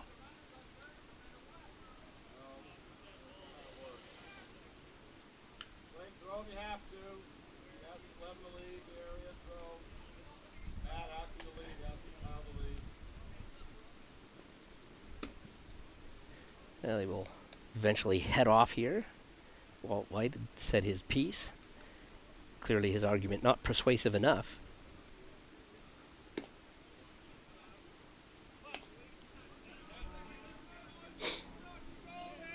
So the Otters will rely on Kyle Zaplak to try and get that 6th run in here in the 4th inning. Zaplak 0 for 2, grounded out the first, and then he robbed on a nice play by the shortstop Ryan Thomasy to end the 3rd inning.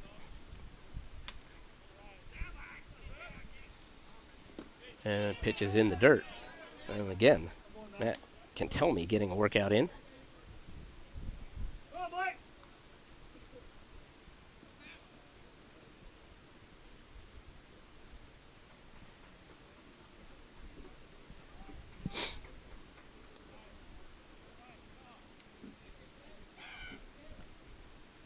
1-0 pitch.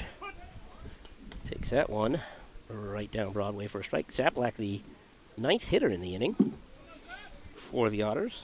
5 runs in.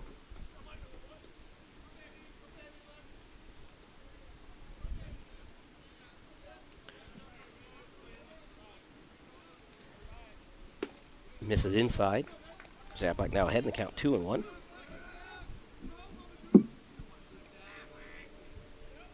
Zaplak average now at 261.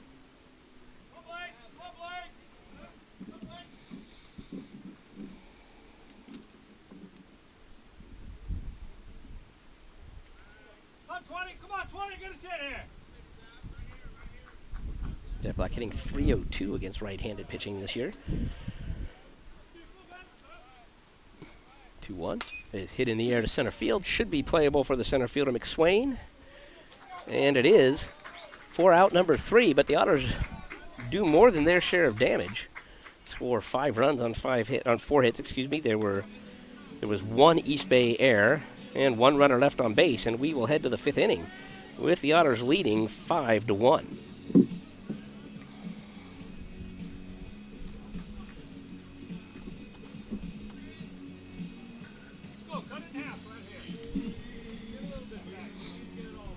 East Bay will have the top of the order up for the 3rd time in the first 5 innings. It'll be McSwain, Thomasy, and Ushimaru, excuse me. 1, 2, and 3 to face Greg Steinbeck here.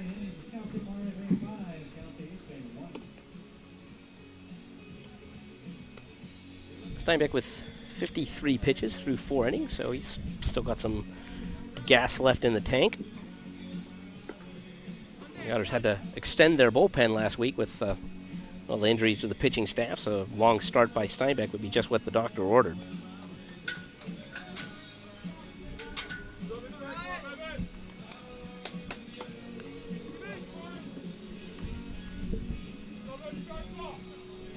With Bovair on base, they obviously had to wait for him to get the gear back on, so Steinbeck waited to throw his last warm-up pitch, and he has now completed that. And a reminder, set the Otters for you defensively again.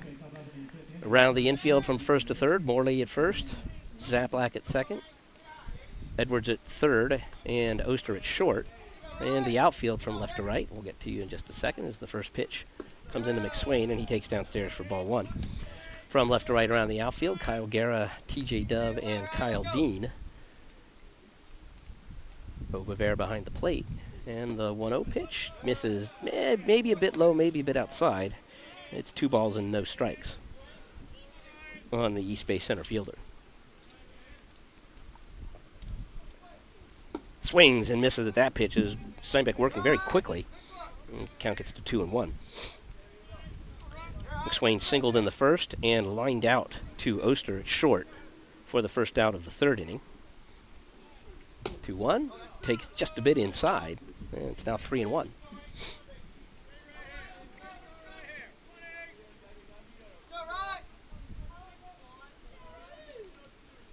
Comes the 3-1. Misses away. First walk by Steinbeck in this game, and for the 4th time in 5 innings, East Bay has the leadoff runner on. That'll bring up shortstop Ryan Thomasy. Thomasy 1 for 2. Singled in the first. He was erased on a caught stealing, and then he flew out to center back in the 3rd inning.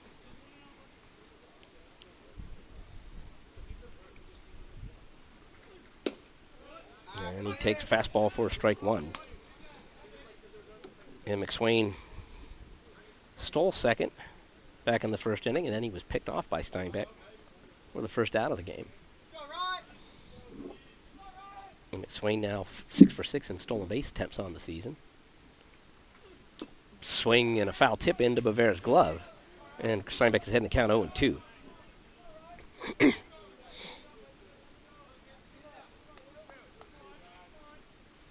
Keep an eye on McSwain over at first.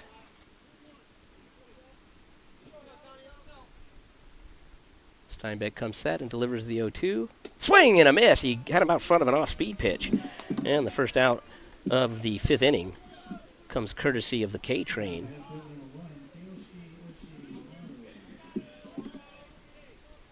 Kiyoshi Oshimaru. The left fielder comes up. 2 for 2. A couple singles in this game. Hitting .360 on the season. Now the team's leading hitter as he takes inside for ball 1.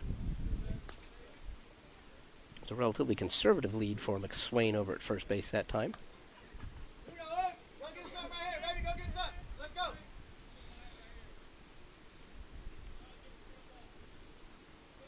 And throw over. Back easily is McSwain.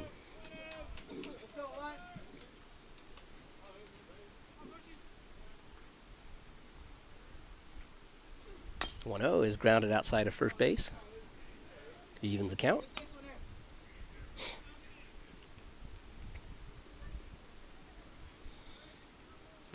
Just joining us, East Bay scored a run on a wild pitch in the top of the 4th inning, and the Otters answered with 5 in the bottom of the 4th, and that's where we stand. A 5-1 lead for CSU and B. Throws over, and again, McSwain back easily. And 1 run, 8 hits, and 1 error for East Bay. 5 runs, 7 hits, and no errors for the Otters. And delivers the 1-1. Runner's going. Throw down, and they got him. Bo Bover is just having a game behind the plate here with the arm. Second base runner he's thrown out trying to steal in this game. And the count goes to 2-1, but the runner erased. Now Steinbeck a chance to get out of the inning with a pitch. And that ball is grounded outside of first base and foul. Evens the count at 2-2. Steinbeck hasn't had a 1-2-3 inning yet. He's only thrown 61 pitches coming into this at-bat. And that ball is grounded outside of first again. And out of play, and we'll do it again at 2-2. So he's been relatively efficient in terms of the number of pitches he's thrown. And now he's pitching from the windup. And the 2-2 is grounded to the hole. It's short. A nice stop by Oster. He's going to throw, but they're not going to get him. Ushimaru, a little too fast. A great play by Oster. Nice stretch by Morley at first base. But not quite enough to get the speedy Ushimaru out at first. And so that'll bring up the cleanup hitter, Omar Sanchez. Sanchez, a couple ground outs. Grounded back to the mound in the first inning and grounded to second to end the third. Sanchez now hitting .247 on the season. And that ball is hit in the air to right center field. TJ Dove drifts over, can of corn for the Otter senior, and he makes the play for the third out. So the arm of Bobo Vare coming into play again for the Otters. Erases that leadoff walk, and then East Bay wastes the two-out single by Ushimaru. No runs, one hit, no errors, one runner left. And we will head to the bottom of the fifth with the Otters leading 5-1.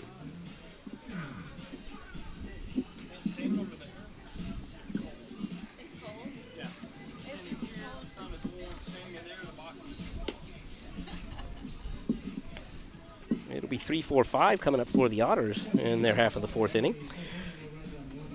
Or in their half of the fifth inning, excuse me. Before we get there, I want to remind you there are more ways than ever to follow the Otters. Enhance your Otter territory experience via email, text, updates, and daily social media. Find your favorite Otter teams and coaches on Facebook, Twitter, Instagram, and more.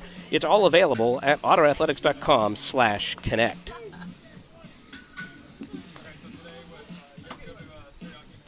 And Dean started all the madness in the fifth inning with a leadoff walk. Moved to second on a single by Dove. Came around to score on that funky play at second base where the third base umpire, Ron McGeeth, ruled that second baseman Steve Robinson did not touch second base, trying to turn the double play before he threw the ball away, and that really opened the floodgates on the 5-run Otter fourth. And so now Dean will come to the plate, trying to get things going again here in the fifth. Dean 1 for 1 in the game. He has a single and a walk, has scored a run. Way inside as he has to ole out of the way of that pitch. Kyle Dean now hitting a team best 384 on the season. Has a couple home runs.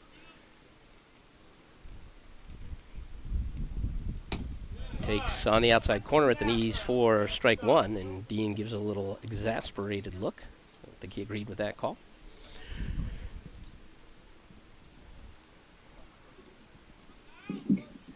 But the best as we can tell, home plate umpire Bill Shortridge has had a pretty consistent strike zone so far today as Dean takes ball two. It's 2 balls and 1 strike.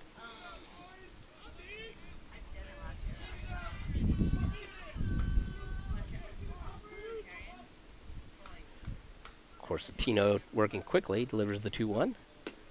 And that's a breaking pitch that catches the outside corner for 2 balls and 2 strikes. You can tell Dean by the way he approached that pitch was only going to swing if it was something to his liking, and that breaking pitch on the outside corner was not. Now he's got to protect it 2-2. And he pops that ball into shallow center field. McSwain shades his eyes a little bit, comes in a few steps and makes the catch for out number 1.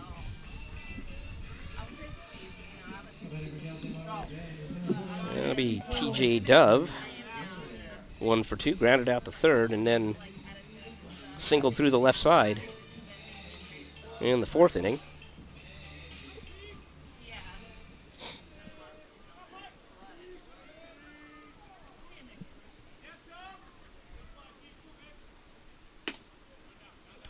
I'm not sure where that pitch missed, maybe a bit outside, looked letter high.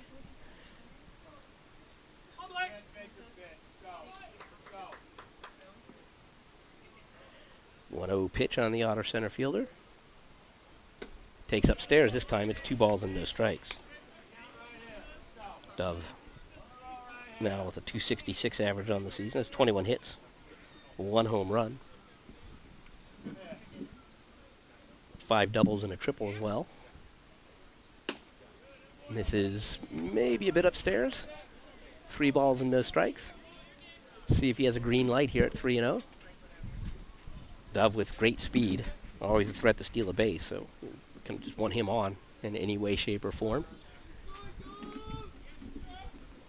Of course, Tino delivers a 3-0, and that is up and in for ball 4, a 4-pitch walk for TJ Dove, and the Otters trying to get something going with 1 out here in the bottom of the 5th.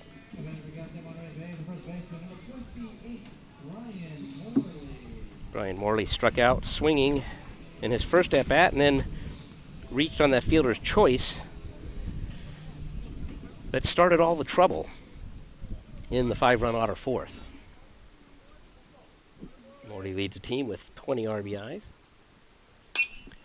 And he pops that pitch into deep center field, way back. That's going to carry, and it goes! A home run for Brian Morley.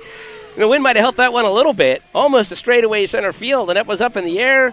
Wasn't quite sure if that was going to have the distance to get out, but the center fielder McSwain kept going back, and eventually ran out of room just to the left of the 400-foot sign, and the Otter lead is extended to 7-1. Third home run of the year for Brian Morley. Caught me by surprise, that is for sure.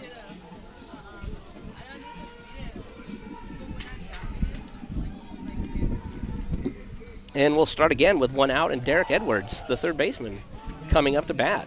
It was, again, one of those fly balls that just weren't sure if it was going to have the distance, but it kept going and going. Again, just over the 400-foot mark. And that's down in the dirt. Of course, Tito overthrew that one a bit, and the count is 1-0. Edwards 1 for 2 with a strikeout and a RBI single. Swings way out in front of an off-speed pitch, and it's 1 ball and 1 strike.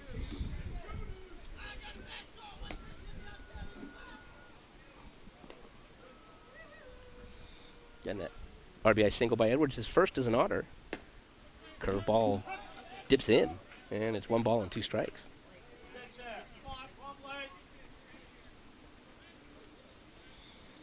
Reed Oster waiting on deck. Comes the 1-2. Tries to check his swing, and they say he did not, and then they tag him for good measure for the out. So Edwards fooled on a pitch in the dirt. Strikes out for the second time today. And Oster will try to keep the inning going. Oster 2 for 2 in the game, singled in the second inning, and then hit an RBI double and scored in the 5-run Otter fourth. Has his average up to 253. And hits that ball hard through the right side. That's going to get down into the right field corner, and Oster's going to have a chance at 2. And the ball bounces away from the right fielder, and Oster's going to try and speed around to third, and he is going to get there. And that is a 2-out triple for Reed Oster.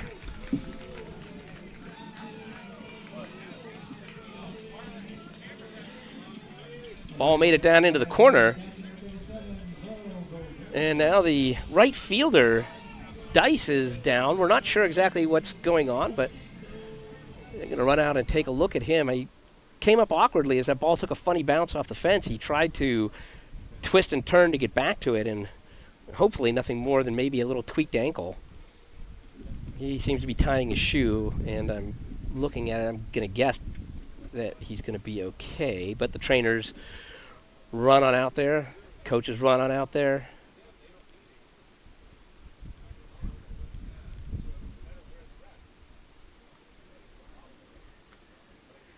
You watch him tying his shoe out there, so he's kind of leaning on it like it might not be in too much pain. He's up. Yeah, limp around on it a little bit, but hopefully he can walk that off. And a great read by Oster on the play. He never stopped. By the time he was halfway to second, he knew he was going to third, and when that ball took a little bit of a funny hop off the fence away from Dice, Oster was able to make it into third easily. And Dice running around out there on the track in right field, testing it out. I don't have any formal medical training, but it doesn't look any worse for the wear. Everybody's coming off, and it looks like Dice is going to stay in the game, and we're happy to see that.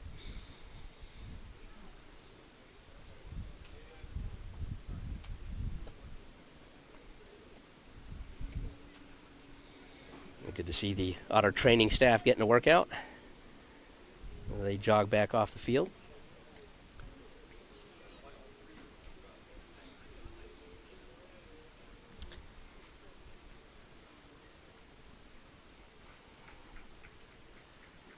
Beau Bovair coming to the plate, reached base for the first time in his collegiate career. Only his second collegiate plate appearance. He walked in the fourth inning. He's 0 for 1 in the game. Still looking for his first collegiate hit. I say still looking. It's only his third collegiate plate appearance. It would be a great time for one if you're an Otter fan, as he's got Oster 90 feet away with 2 outs here in the bottom of the 5th inning. Corsentino now going to pitch out of the stretch with a runner on third. And the first pitch to Bover is hit in the air to center field, and that is going to be down for a base hit. First collegiate hit for Bo Bover is an RBI single, and what a day the other freshman is having. A walk, an RBI base hit. He's thrown 2 runners out trying to steal. Welcome to CSUMB. As he extends the honor lead to 8-1.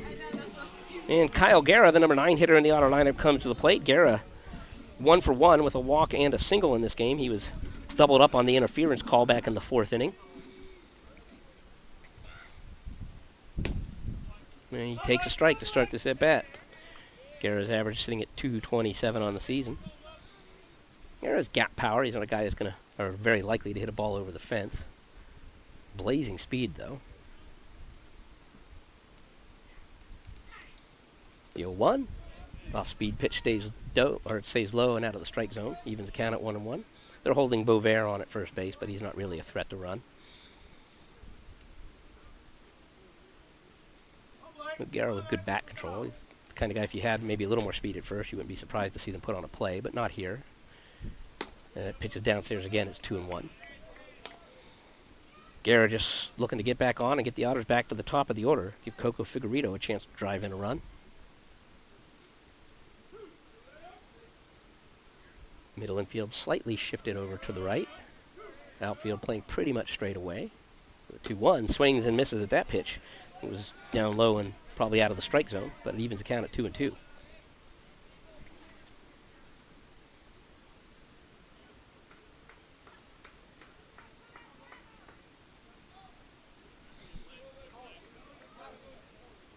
And of course, Corsentino comes set, and the 2-2 is bounced off the plate and foul outside of first base. So we'll do it again at 2-2. 8 runs, 10 hits, no errors for the Otters. 1 run, 9 hits, and 1 error for East Bay. The Otters batting here, 2 outs on the bottom of the 5th inning. A couple curvy numbers for the Otters in the 4th and the 5th. 5 in the 4th, 3 more so far here in the 5th. Once again, the 2-2 pitch. Misses just off the outside part of the plate, and the count is now full at 3-2. And they are going to play behind Bover at first base now, as Bover will be off with the pitch with 2 outs.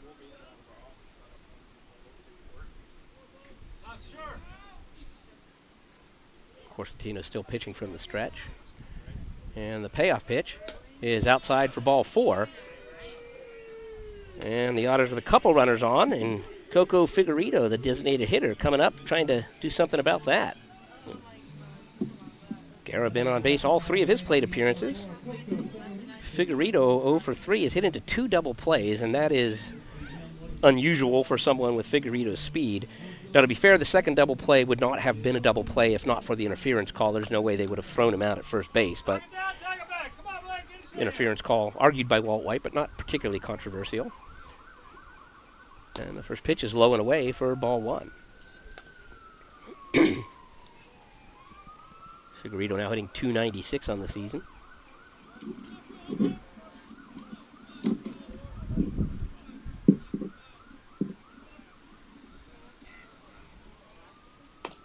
Takes on the outside corner for strike 1. In case you're wondering, and I'm sure you are, Figueredo with runners in scoring position on the season. Hitting .273, 6 for 22. Comes for 1-1, and grounds that ball foul outside of first. And Corsentino now ahead in the count, 1 ball and 2 strikes. Bover will go back to second. Guerra will go back to first. Well, if you get something into a gap, Guerra with blazing speed at first base is almost certain to score with 2 outs, as he'll be off with the swing of the bat.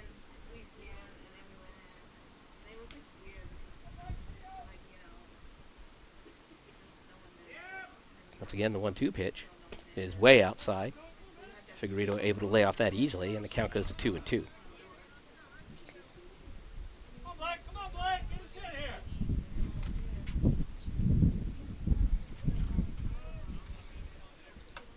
Cosentino's already thrown 36 pitches coming into this at-bat, as the next pitch is downstairs at 3-2. And now the runners will be off with the pitch.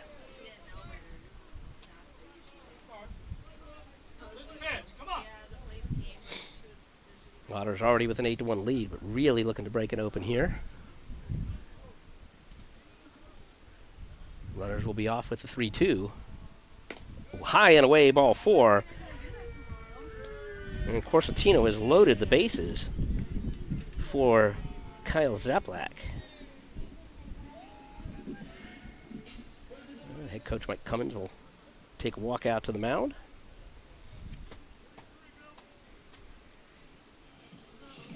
The third conference for East Bay, but it doesn't matter because they're going to remove Corsentino anyways. And the new pitcher will be number 33, Kyle Bash. Bash, a junior, a transfer from Santa Barbara City College. He's out of San Carlos, California. 6'3", 193 junior.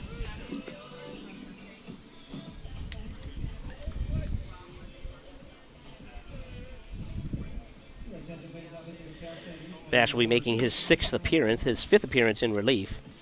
1-0 with a 2.53 ERA. He's only thrown 10 2/3 innings coming into this game. 3 strikeouts, 5 walks. Opponent's hitting .268 against him.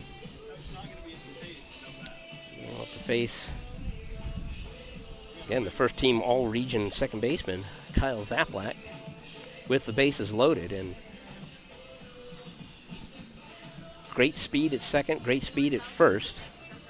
The ball into the gap, and this game could really blow open. Zaplak 0 for 3 in the game. Grounded out to first in the first inning, flew out to center in the 4th, and then lined out on a nice sliding catch by shortstop Ryan Thomasy in the 3rd inning. Still looking for him to break out. Again, he's hit over 370 as a junior. And he comes into this at-bat hitting .257.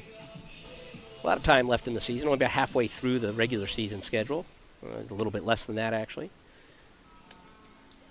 In fact, they will pass the midway point in the season during this series.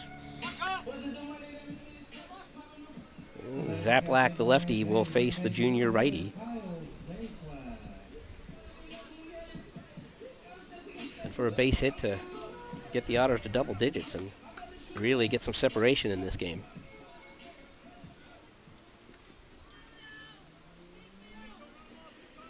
Bover at 3rd, Guerra at 2nd, and Figueredo at 1st. And the first pitch to Zaplak, he takes it, I think it was a bit high for ball 1.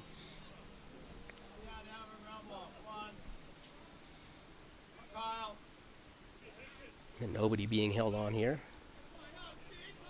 Third baseman Haller even with the bag with the speedy Zaplak, or just a step behind it. 1-0 is on the inside part of the plate, 4-strike-1, evens the count at 1-1. Zaplak taking the whole way there. Come on, boys!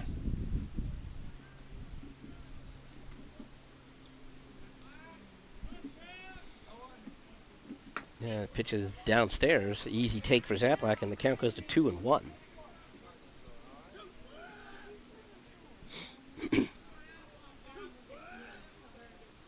Again, great speed at first and second. Zaplak can find some turf in the outfield. The 2-1, fouled at the plate, and the count is even at 2-2. Got a full house on the scoreboard, number 11 at bat, 2 balls, 2 strikes, and 2 outs. A good look at Derek Bell, the former All-American player at Sonoma State, coaching third base for the Otters.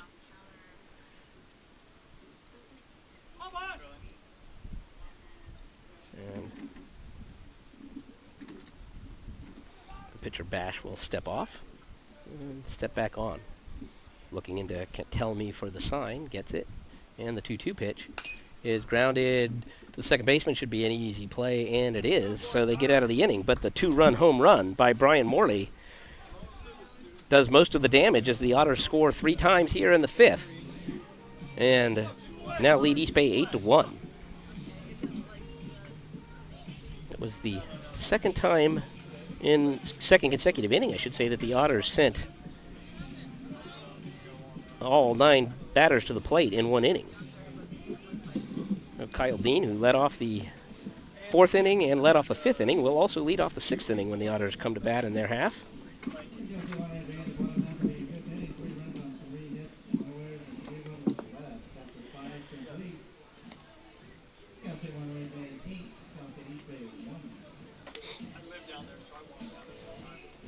Greg Steinbeck comes out for his 6th inning of work. He's allowed 1 run, a hard luck run at that. Gave up a single, a ground ball, and then a couple of wild pitches that, Bo Bovair with a little bit more experience, not playing in his first collegiate game. Maybe he blocks for one or both of those. And the run would not have ended up scoring, but it did, and hard to argue with anything that Bo has done in this game, because for a first collegiate appearance, he has been outstanding. Thrown out a couple runners trying to steal. There's a walk, an RBI base hit. We'll take that and then some every time we can get it. For East Bay here in the top of the 6th inning, it will be 5, 6, and 7 in the order, and that means that the second baseman, Steve Robinson, will lead things off. Robinson 2 for 2. A couple of singles. He singled to lead off the 4th inning and then moved to second on a ground ball by Haller, and then moved to third and came home to score on 2 separate wild pitches.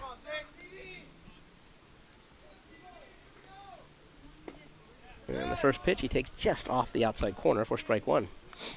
Robinson now hitting .211 on the season.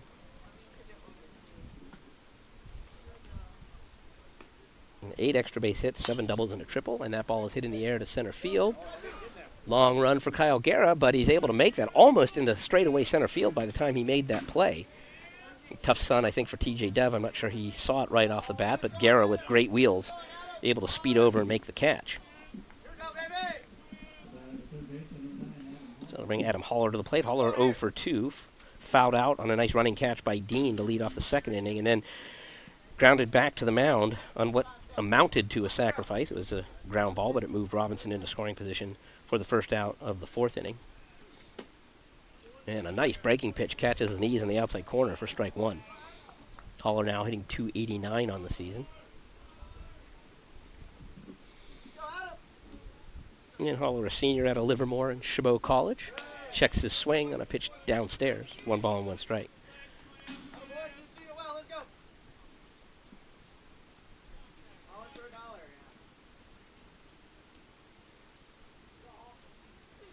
And that ball's into shallow right field. That's going to, little flare that'll fall in for a base hit.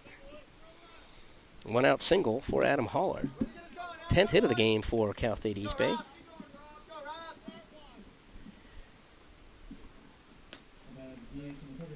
The designated hitter Robert Lujan will come to the plate. 0 for 1 in this game. 1 for 2 in this game. He singled and was out at third base, or out at second base, 6-4 to end the 4th inning as he takes ball 1, or to end the 2nd inning, and then flew out to left field in the 4th. Lujan's average now at .269. Swings and misses at that pitch. Big cut. Evens the count at 1-1. Robinson at first base, 2 for 3 in stolen bases on the season. Not sure that they'll be motivated to run down 8-1 at this point, but they're holding him on just the same. 1-1, swings and misses at that one, but it gets away from Bovair. That will probably be scored this time as a pass ball. And the count goes to 1-2. But a runner into scoring position with 1 out.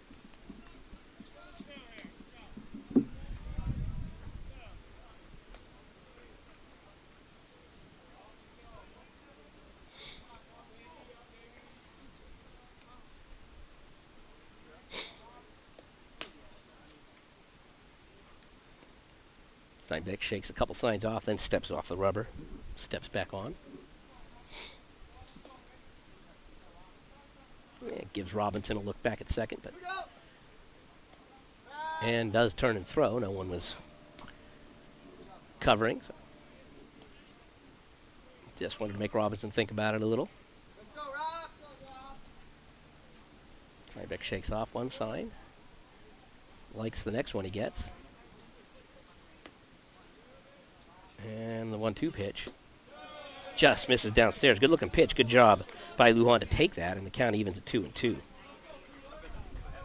That was a pitcher's pitch right there. And Lujan did a good job to lay off it.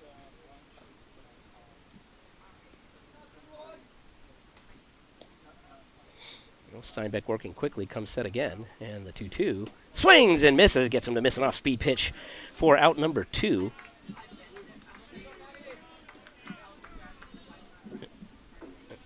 And as Haller stays anchored at second base. And the catcher, Matt Can't Tell Me, coming up. Third strikeout of the game for Steinbeck. Can't Tell Me, I think 209 on the season after his single back in the 4th inning. He takes low and away for ball 1. Tommy hit into with a fielder's choice that ended the 2nd inning in his first at-bat. Struck out for the 2nd out of the 2nd inning in his first at-bat.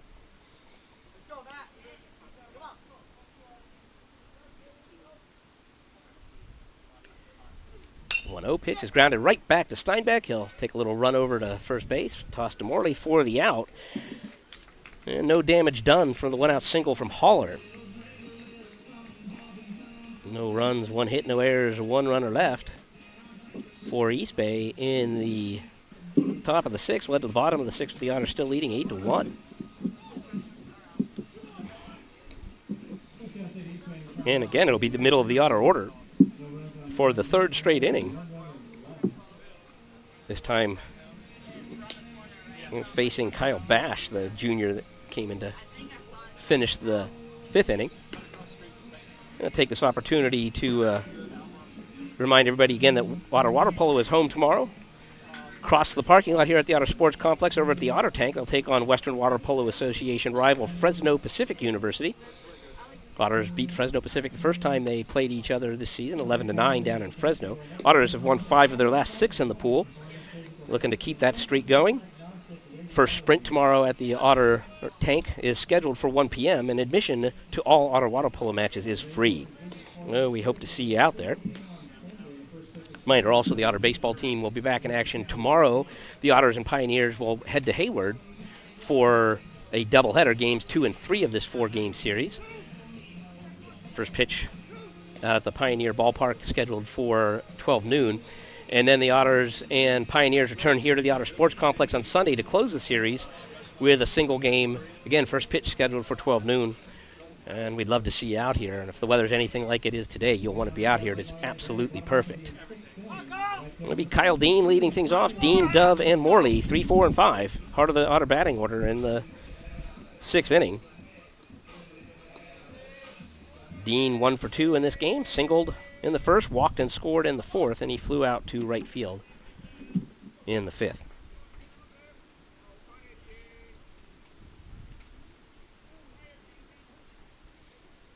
Takes down and away for ball 1 to start this at-bat.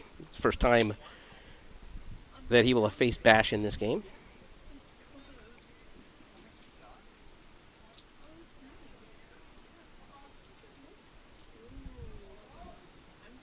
I think he wanted to swing at that one, but it was downstairs, and he took it. It was the right decision.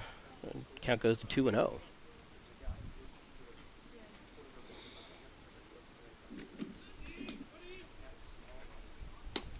Taking all the way that time, and he takes a thigh-high strike on the outside part of the plate. It's 2 balls and 1 strike. TJ Dove, cleanup hitter today, waiting on deck. And now the 2-1. And that is fouled straight back over the backstop. And we'll do it again, this time at 2 balls and 2 strikes.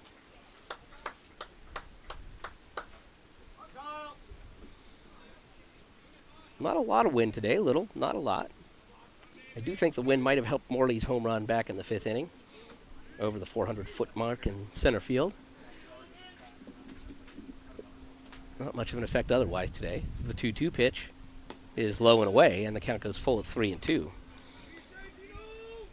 Dean looking for either his second hit or second walk of the game. I think he would take either to get things started here in the bottom of the 6th inning.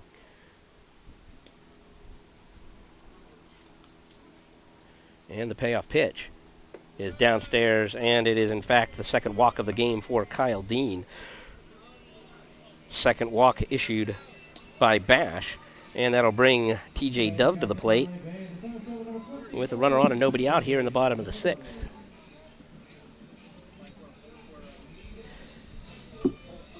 Dove 1 for 2, scored a couple runs, singled in the 4th inning and scored, and then walked and scored ahead of Morley's home run in the 5th. Dove now hitting .266 on the season. Takes a fastball for strike 1. And they're holding Dean on at first. Again, Dean doesn't only, he's 2 for 3 in stolen base attempts this season, but Dean can run. Don't know that they would be running in this situation, although Dove handles the bat well. I wouldn't be shocked to see a play put on at some point. Comes the 0-1. And taking all the way, and he takes strike 2.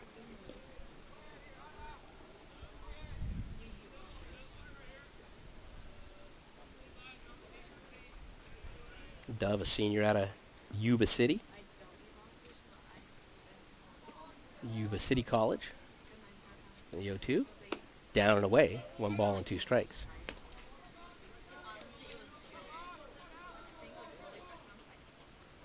Dove reached base in all but 3 games as an Otter junior. Reached base in the first 48 consecutive games of the season, an Otter record. 1-2. Swings and misses at that pitch, and he will take a seat for the first out here in the bottom of the 6th inning. I put the kibosh on Kyle Dean there by TJ Dove there by talking about his good stats. I'll say only bad things about Brian Morley here, see if that doesn't turn the tide in the Otters' favor. Morley 1 for 2 in the game with a walk and a home run. Is driven in 2 and scored 2. And that ball is hit in the air to deep left center field, but not going to be deep enough as the center fielder McSwain goes over into the gap and catches it on the warning track for out number 2. Morley's bid for home run number 2 of the game falls about 10 feet short. And it'll be up to Derek Edwards to try and keep the game going. Edwards 1 for 3, a couple strikeouts, has an RBI single, and he scored a run. Keep an eye on Dean over at first base. Takes downstairs, 4-1. And the Otters have scored their runs in bunches, 5 in the 4th and 3 in the 5th.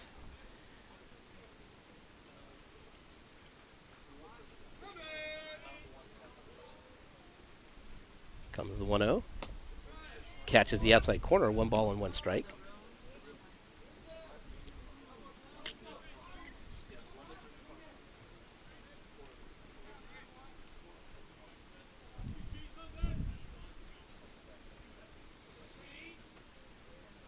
The 1-1 pitch is fouled straight back. And Bash now ahead in the count, 1-2. Looking to pitch around the leadoff walk to Dean.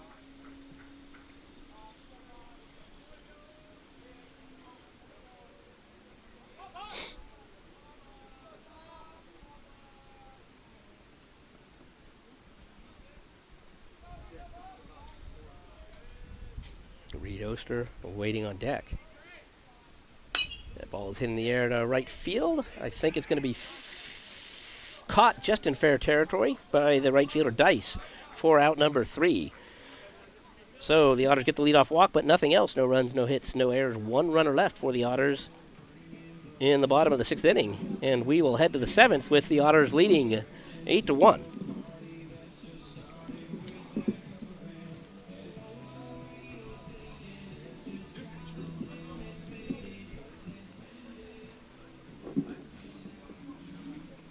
Again, a reminder, the Otters and Pioneers continue the 4-game series with a doubleheader in Hayward tomorrow, and then the series will conclude right here at the Otter Sports Complex with a single game Sunday. First pitch scheduled for 12 noon. New pitcher for the Otters as Greg Steinbeck goes 6 strong. in a bid for his third win of the season. We'll give you Steinbeck's line in just a minute. The new pitcher is Max Jones, junior lefty, a transfer from Hamilton College, and he's out of Whittier, California. 6'5", 210, tall drink of water. Final line for Greg Steinbeck, 6 innings pitched. 1 run, it was earned on 10 hits. Walked 1 and struck out 3. And Steinbeck in line to earn the win. If he gets it, he'll go to 3-0 on the season. For Max Jones.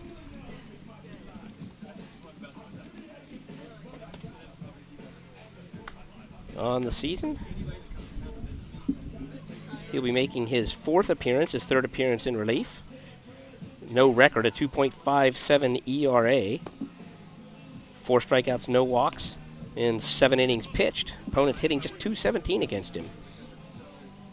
He's allowed only 5 hits, and just 1 extra base hit. That was a double. So Jones will face 9-1-2 in the East Bay order, and that means right fielder Joey Dice will get things started. Often you see the player who makes a nice play in the field end 1 inning leads off at bat the next inning, and Dice is doing just that here. Nice running catch to end the Otter 6th, and now he will lead off the 7th. Dice 0 for 2 in the game. Reached on a fielder's choice, and he lined out to left field. And first pitch hits him in the thigh, and he will earn first base the hard way. Leadoff hit batter for East Bay here. Now back to the top of the order. And the center fielder, Ryan McSwain. McSwain 1 for 2. A walk, a single, and a line out to short. Swings and misses at the first pitch he sees from Jones. Where McSwain's issues have been on the bases. He singled, moved to second on a stolen base, and then was picked off in the first inning, and then he was caught stealing back in the 5th. 1-0 pitch is hit in the air to center field. TJ Dove gets a little bit of a late break on it. Now he's going to have to run a long ways, and that ball's going to bounce on the track. Gets over there in time, and with an 8-1 lead, they're going to hold the runner Dice at third, but East Bay with a little something going here on the leadoff hit batter, and now the double by McSwain. I think that ball might have been catchable, and in the sun at this time of day, kind of blinding into the right center field area, and I don't think that Dove saw it off the bat.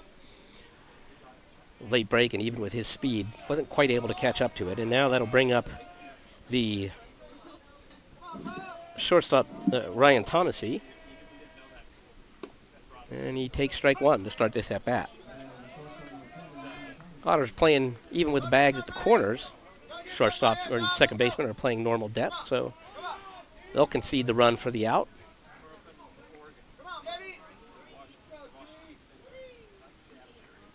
The pitch is fouled at the plate. And Jones ahead and count 0-2.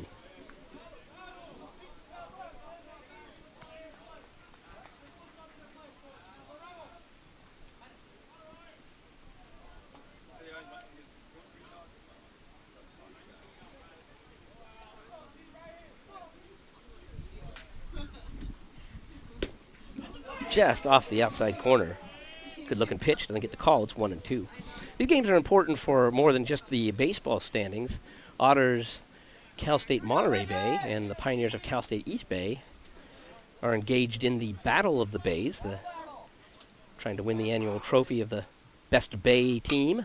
The ball's grounded outside of third base. We'll do it again at 0-2.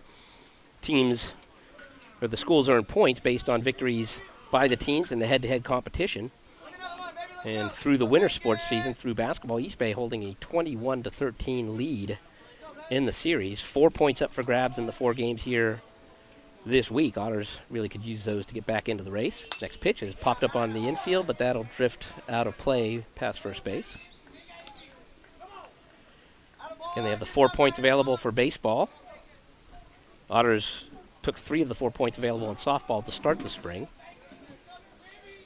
Otters and East Bay will still play once more in water polo, men's and women's golf, and track and field. And the pitch is downstairs, and the count is even at 2-2.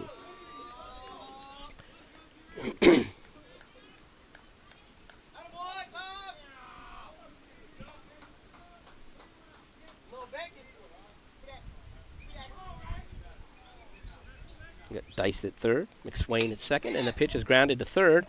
And they look home, but they will just throw across the diamond. And nice job by Thomasy speeding down the line, but it'll be a ground out.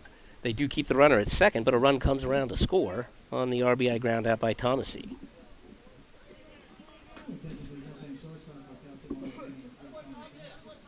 Oh, and actually, I'm just noticing this now. We did have a defensive change between innings as Reed Oster moved back over to third base and into the game, and playing shortstop will be Connor Casperson, and that's back to the Otters' normal lineup. And a nice diving attempt by Zaplak does not get the ball done, or did not get the ball in the infield, so the runner will come around from second to score. 2 runs in now for Cal State East Bay as Kyosuke Maru, it's his 4th hit for the game. He's now 4 for 4, all 4 singles. This one of an RBI variety.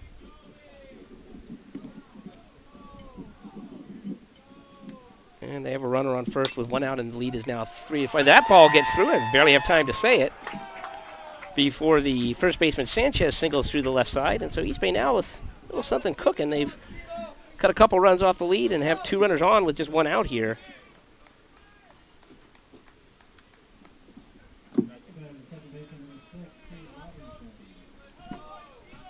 We'll bring the second baseman, Steve Robinson, to the plate. Robinson, 2 for 3 in the game. Couple singles, scored a run. Walt White will head out to the mound, and I think we had Kyle Leach was throwing. I'm not sure who else was throwing down there.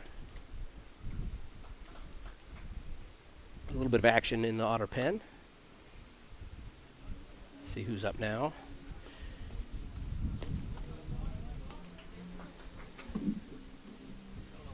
Looks like it might be DJ Martinez throwing down in the pen. I can't see.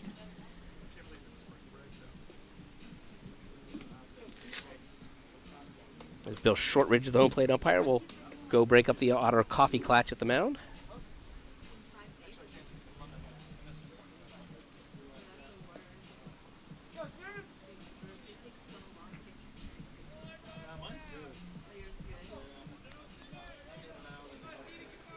That is, in fact, DJ Martinez warming up for the Otters.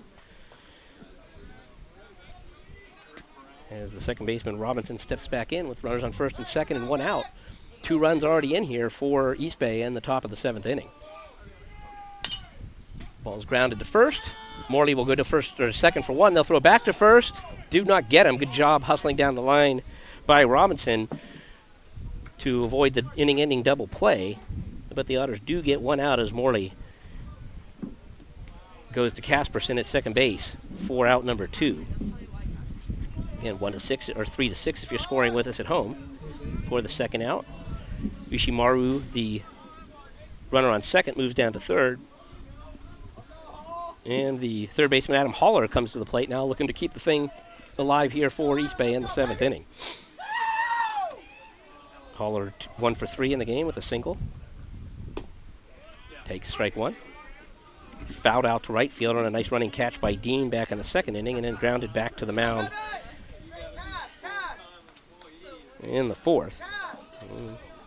Single, but was stranded at second base in the 6th. Jones looks in, gets the sign, and throws over to first.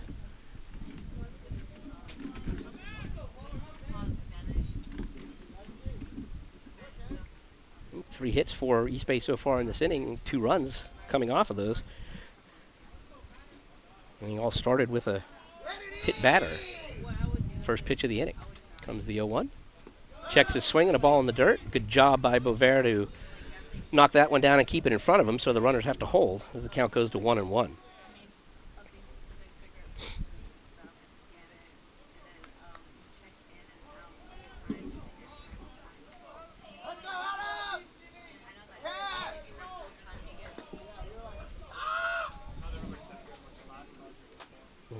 is grounded softly to Brian Morley. He will take it himself for the out. So a little bit of damage. East Bay picks up 2 runs. RBI double by McSwain. RBI ground single by an RBI single by Ushimaru, and an RBI ground out by Thomasy. Bring the runs home. 2 runs on 3 hits, no Otter errors, 2 runners left, and we'll head to the bottom of the 7th with the Otters now leading 8-3.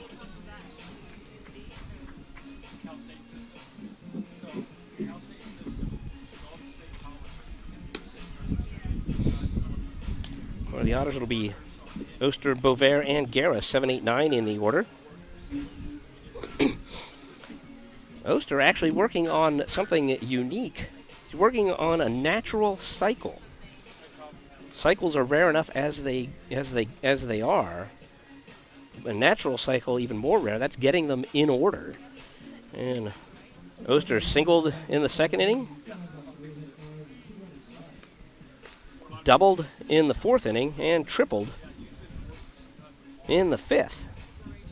3 for 3. 1 RBI. That RBI came on the double in the 4th, and he scored a pair of runs.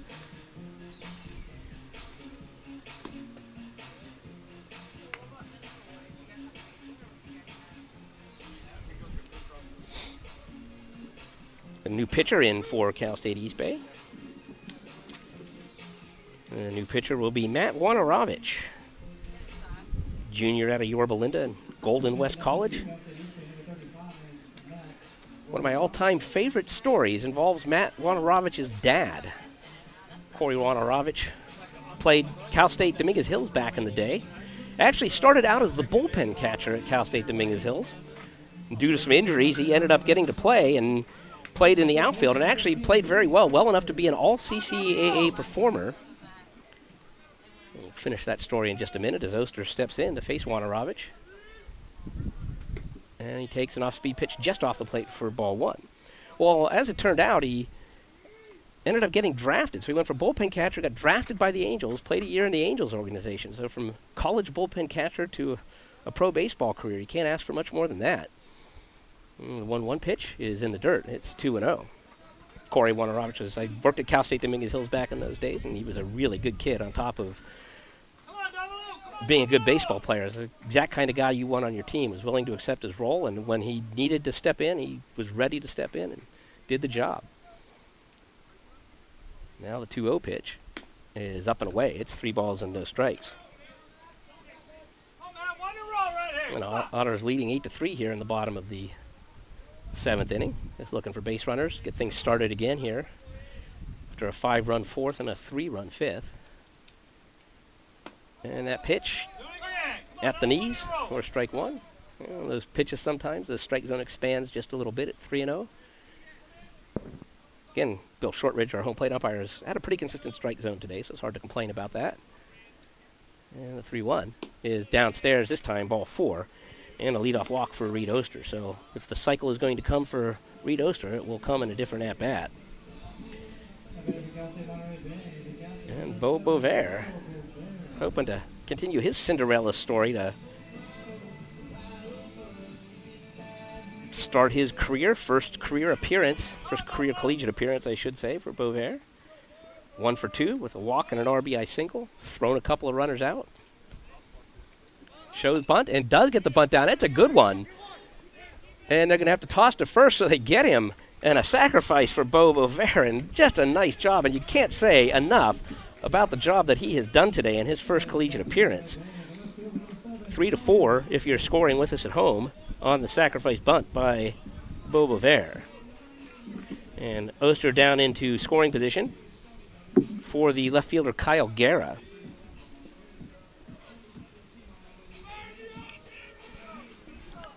Guerra 1 for 1 in this game. He's walked twice and singled.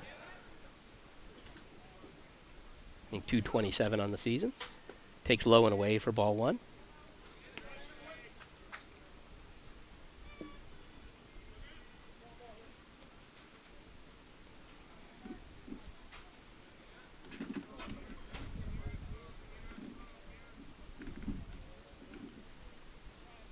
The 1-0.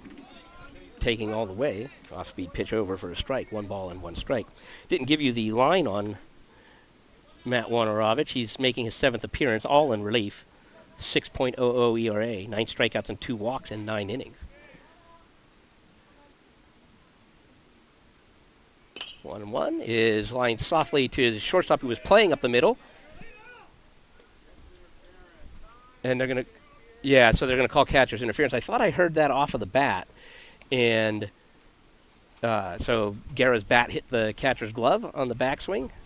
And so he will be at first. That will force Oster to go back to second, however. But the Otters now with runners on first and second and nobody out.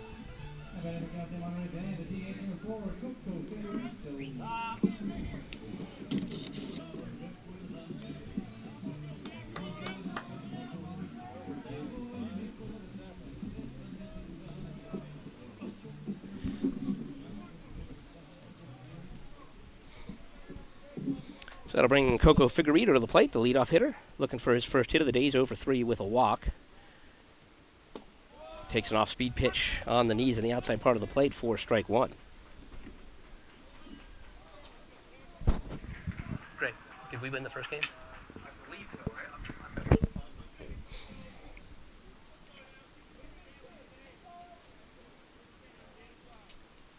right? 1-1 is grounded at the plate, fouled at the plate.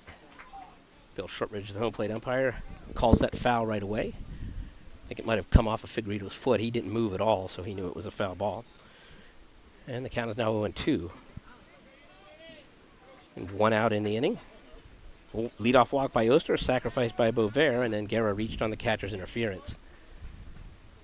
The Otters look to extend their 8-3 lead. In the dirt. Can't tell me, he's had a busy day blocking some pitches.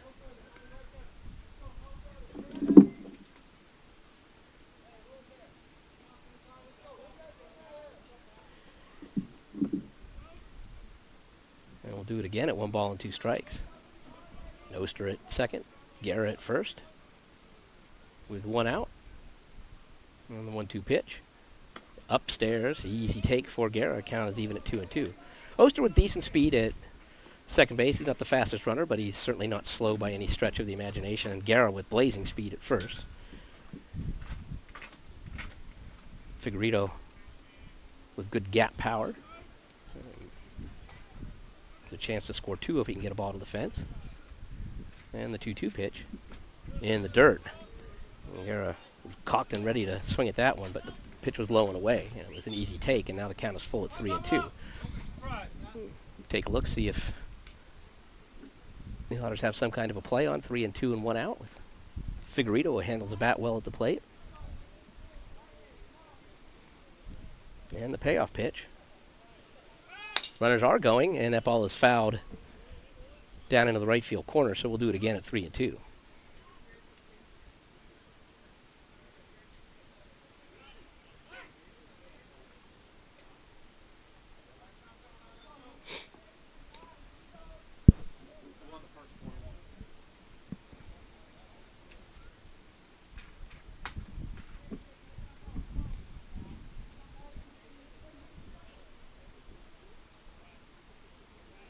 Payoff pitch again, and it is outside for ball 4, and the bases will be loaded for Kyle Zaplak. Good job by Figueredo working back from a 1-2 count to draw the walk.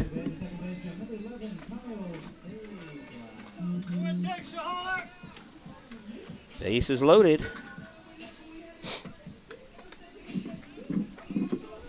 Zaplak with a chance to really blow this game open here.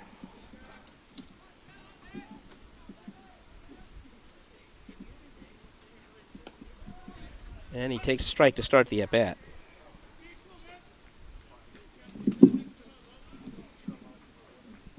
On the season, Zaplak with the bases loaded. His 7th at-bat, he's 3 for 6. And that ball's in the dirt, and a nice job by the catcher Cantelmi to knock that one down and keep the runners at bay. Otters again with pretty good speed on the bases all the way around. Good, decent speed at third with Oster, and then great speed at second with Guerra, and great speed at first with Figueredo.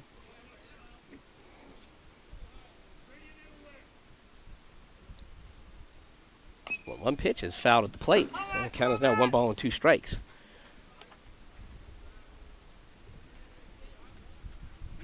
on our East Bay infield. Even at the bag at third, just behind the runner at first, and the infield is shaded to the right and a double play depth. Runners get their leads, and the 1-2 pitch to Zaplak is swung and hit softly to first, and they're going to have only one play, and they don't get him.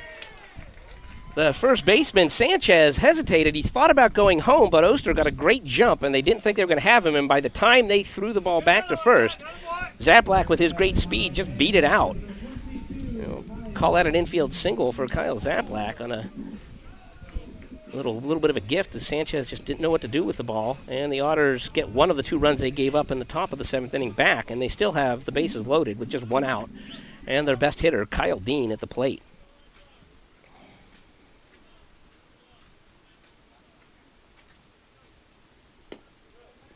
And tied up by a good breaking pitch from Matt Wanarovich for strike 1. And Dean, 379 on the season.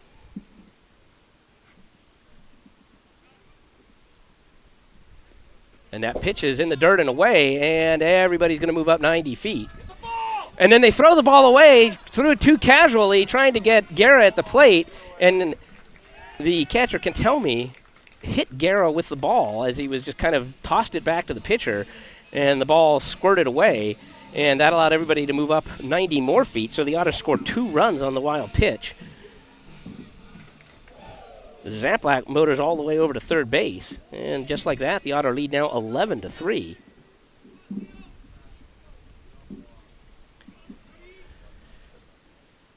So really, not much work in here for the Otters, but they find a way to score 3 runs. That is in the dirt. A good job by Cantelme to knock that one down and keep Zaplak at third base, but the count goes to 2-1. Really, just a lot of gifts this inning if you're an Otter fan from East Bay. A catcher's interference, a walk, another walk, infield single, a wild pitch and an error. And the 2-1 pitch is downstairs, maybe a bit outside as well, and the count goes to 3-1. And Dean in this game is 1 for 2 with a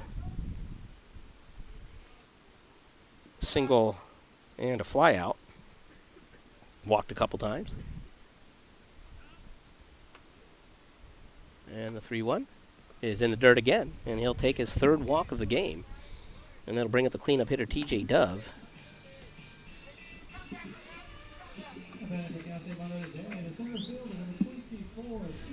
And all sorts of possibilities here. Again, leading 11-3 in the 7th inning. I don't know that you really do much in terms of putting a play on. But blazing speed on the bases, blazing speed at the plate. Dove handles the bat well. All sorts of possibilities here. And Wanarovich misses downstairs for ball 1 to start the at-bat. So if this were soccer, you would say that Matt Wanarovich has been unlucky in this inning. And then some. 1-0. Fastball on the outside part of the plate. Evens the count at 1-1. Unlucky. It's a soccer term, but one of the all-time great sports/life terms ever. There are some times when no other word will do, and it certainly describes this inning for Matt Wanarovich as the 1-1 pitch is bounced high to shortstop. So high they're not going to have a chance to get Dove. And the run will come in to score. They actually made that play a lot closer than it looked like it was going to be. A nice job by the shortstop, Thomasy, but Dove just too fast, so he beats out the infield hit and drives in the 4th run of the inning and the 12th run of the game for the Otters. Dean scoots down to second on the play, Dean scoots down to second as Zaplak comes in to score, and Brian Morley, the first baseman, comes to the plate. And an off-speed pitch over for strike 1. And again, more hard luck for Matt Wanarovich. Morley 1 for 3 in the game. The 1 hit, a huge one, a big home run. And ball in the dirt, and a good job again by Cantelme to knock that one down, keep it in front of him, and keep the runners at bay.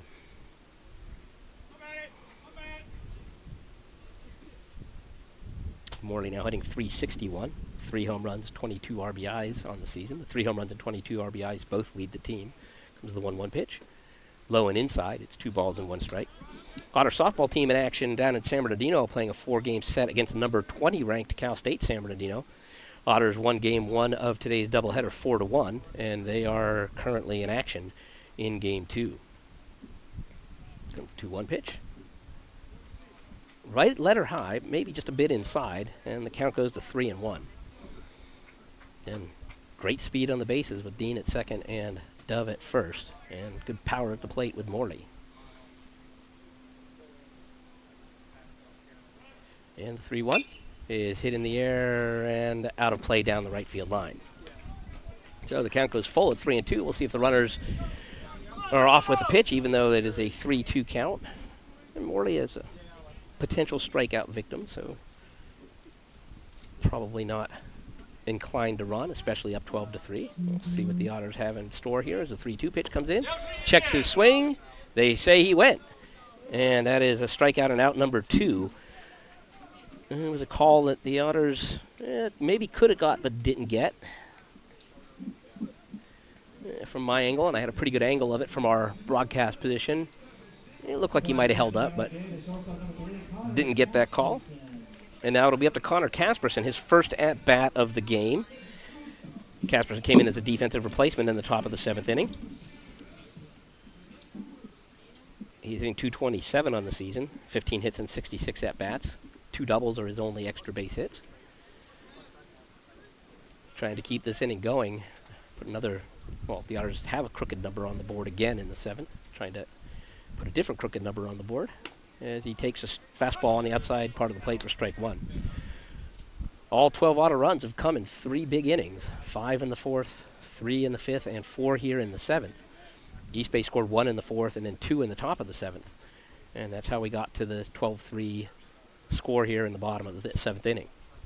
Off speed pitch, just misses off the outside part of the plate. Count goes to 1 ball and 1 strike.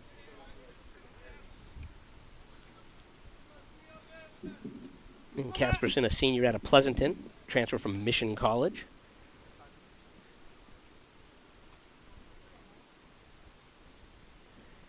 And that pitch is lined foul down the right field line. And Wanarovich now ahead in the count 1-2. Casperson has basically been the starting shortstop for almost the entire season. This is the 23rd game for the Otters. He's played in 20 and started 19. They shook the lineup a little bit today. Put a couple new faces in the lineup, and so far it's worked. As he takes downstairs, and the count goes to 2 balls and 2 strikes.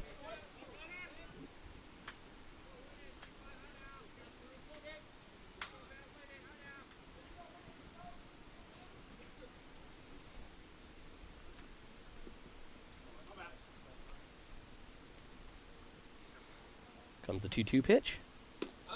Off speed pitch, catches Casperson looking for strike 3. So they get out of the inning, but not before the Otters score 4 runs.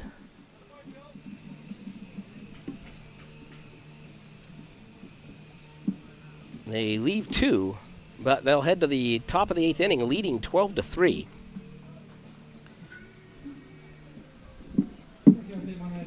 See who comes out. It'll be Jones coming out again to pitch the 8th. He pitched the complete 7th inning and gave up 2 runs on 3 hits.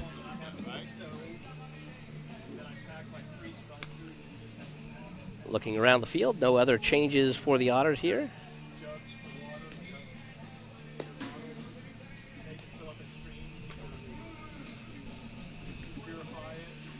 Oh, looks like actually there will be a defensive change for the Otters, as Kyle Guerra will move into center field and TJ Dove will move into left.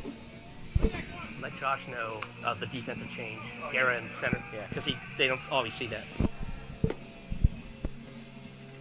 So Dove did have a little trouble seeing that ball in center field. So they moved Guerra over into into center field from left field, and actually they're going to bring in Troy Backhand, will come into the game as a defensive replacement and play left field.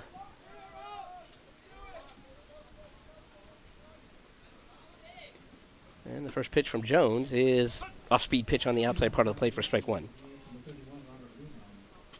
Well, the Otters have made a couple defensive switches in this game, trying to protect this 12-3 lead as the next pitch is fouled out of play down into the left field corner. And it's no balls and 2 strikes on the leadoff hitter, Lujan.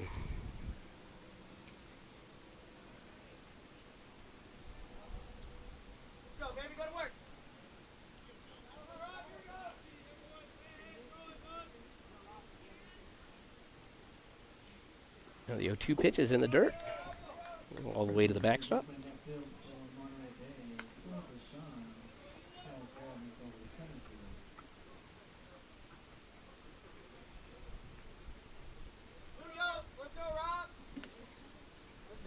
Jones will try and take care of Lujan for the first out of the 8th inning. The 1-2 pitch is popped up on the infield, but that'll make it out of play over the first base dugout. So we'll do it again at 1 ball and 2 strikes.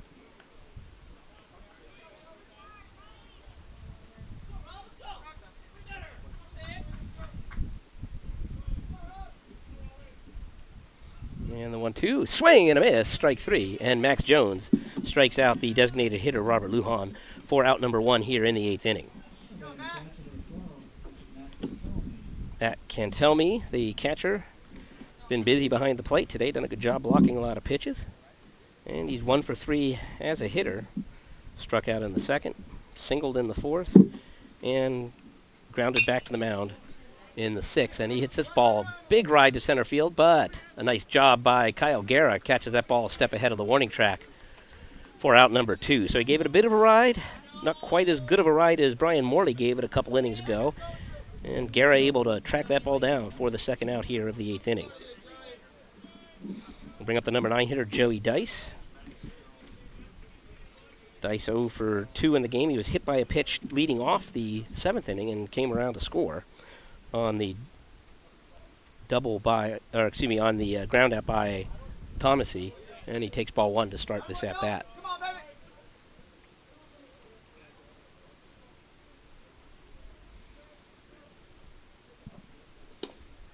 Misses off the inside part of the plate for ball 2, 2-0. Dice now hitting .209 on the season.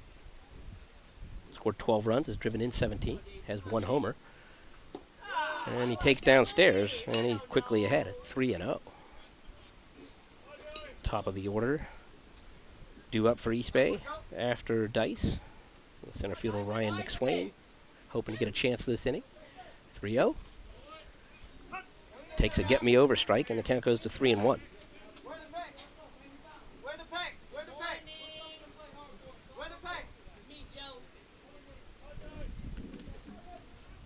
And the 3-1 pitch is lined down into the left field corner.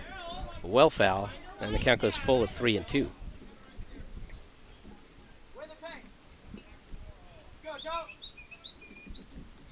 They'll wait as that ball rolled onto the warning track, so they'll wait for it to be tracked down, and it was. And now everybody will come set again as Jones tries for a 1-2-3 8th inning here.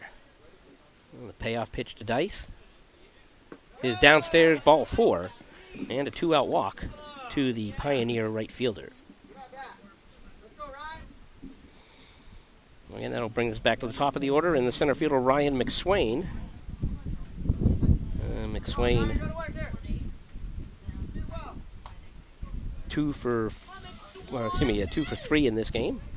A single, a double. He scored a run. He's walked. And the first pitch he hits, he pops into shallow right center field. And Kyle Dean will come over and make the catch. He really had to battle the sun to make that catch. But he does for the 3rd out. So 2-out single, does no damage. And the Otters 3 outs away from a win. But they get their bat first and try and extend on this 12-3 lead.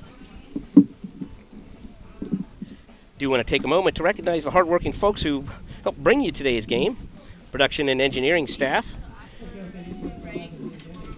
includes Kent Tiegmeyer Tom Mooneyham and Chuck Parker. The executive producer for sports for MCAET, Bruce Dinney. The MCAET director is Hamish Tyler. And our technical director in the truck is a student today, Dylan Holmes. And all of them have done a great job. And we are happy to have them out here at the Otter Sports Complex, and the first of what we hope are many games that MCAET will be out here doing. Hope you've appreciated the effort that they've put into it today. We certainly have.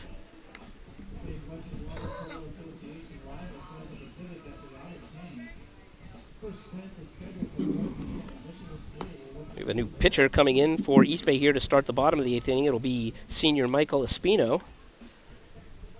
5'11", 175 senior out of South San Francisco. Is a transfer from Missouri Western, St. Joseph, Missouri. I've been there 1 or 2 times in my life.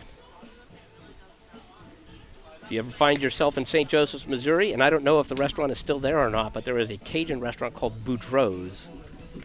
Outstanding. Best fried chicken you will ever have.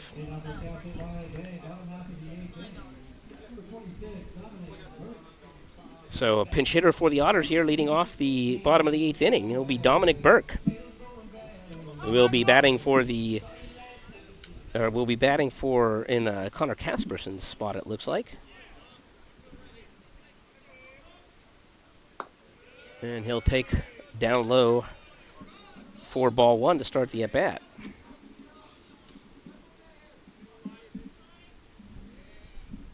First at-bat of the season for Dominic Burke. And he lines that ball into right center field for a base hit. Oh.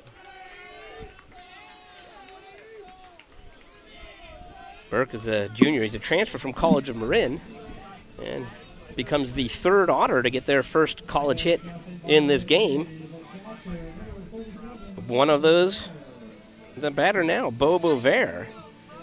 And the freshman catcher making his first collegiate appearance of any kind, and what an impression he's made so far. 1 for 2 in the game, the walk, a sacrifice, an RBI single. And he fouls the first pitch he sees into the backstop. It's 0-1. I didn't really get a chance to tell you much about Burke because that at-bat happened a little too quickly.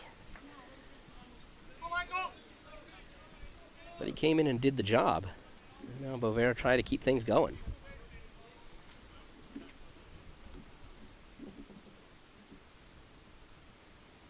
The 1 and off-speed pitch, good pitch, is taken for strike 2. I didn't give you a chance to give you Espino's numbers. Espino's making his 8th appearance of the season. All of his appearances have been in relief. 13.5 ERA and 10 innings pitched coming into the game. The 0-2 pitch to Bovair is grounded into the hole. And another base hit for Bo Bovair. Just have a day, freshman. Woo! Into the Tony Gwynn 5-6 hole. Bovair. 2 hits, a walk, an RBI, throw a couple of base runners out trying to steal. It's the day he's going to remember for a while. And it's Kyle Guerra, now the center fielder, comes to the plate. Guerra reached on a catcher's interference and came around to score in his last at-bat. It's a single and 2 walks in the game. And he takes strike 1 to start this at-bat. Well, the Otters just trying to tack on a few runs. If they can, leading 12-3 here in the bottom of the 8th inning. And I want to say no game is over until it's over, but Otters feeling pretty comfortable at this point. Takes low and away. Oh, strike 2. Sorry, it looked both low and outside from my vantage point.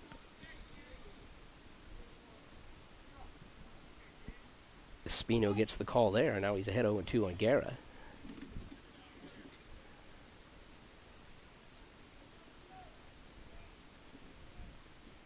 And that ball is popped up and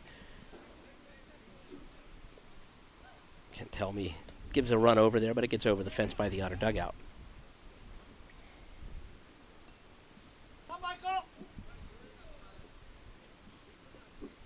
Top of the Otter batting order.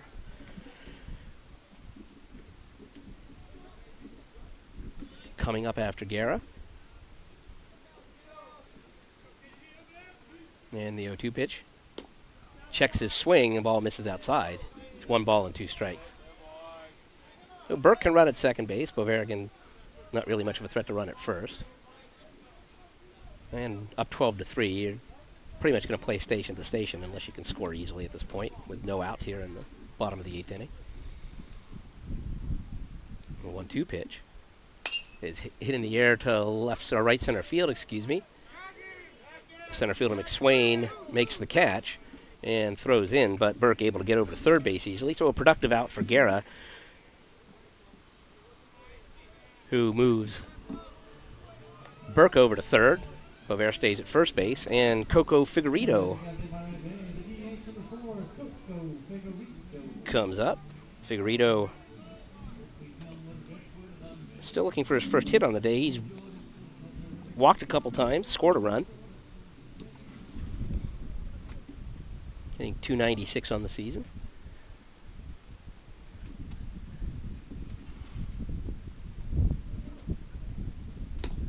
And he takes strike 1 to start this at bat.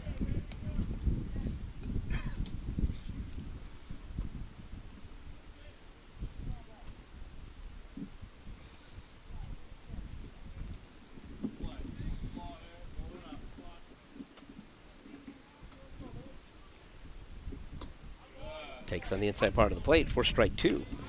Figueredo was riding a 6-game winning streak right into his last at bat, and then, or his last game, excuse me, against Stanislaus, where that ended.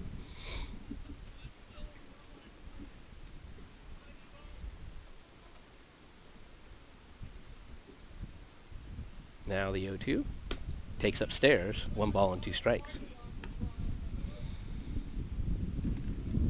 Sanchez holding Bovera on at first, although he's not really a threat to go anywhere.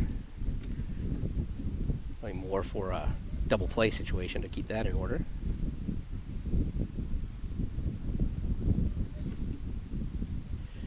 And the 1-2 is hit softly to short, and I said double play. Oh, and the shortstop, Thomasy, just has it hit off the heel of his glove. Tailor-made double play ball, and Thomasy can't handle it. The run will come in to score, and everybody's safe as the auto lead goes to 13-3.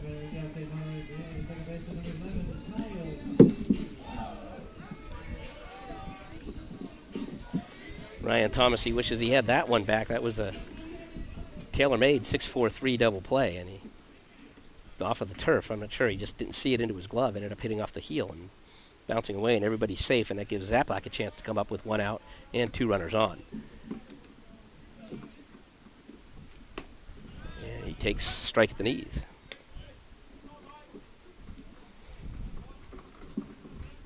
Zaplak is 1 for 5 in this game. That one hit was an RBI single in his last at-bat in the 8th inning. He also came around to score there.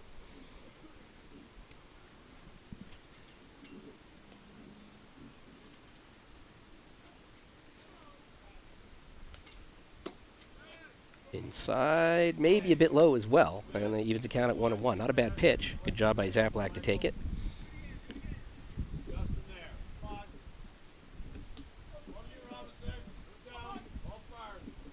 13 runs, 14 hits, no errors for the Otters.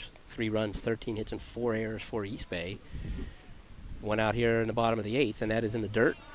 And as we've said several times today, Matt can tell me, does a good job to square his shoulders up, knock that ball down, and keep the runners where they are.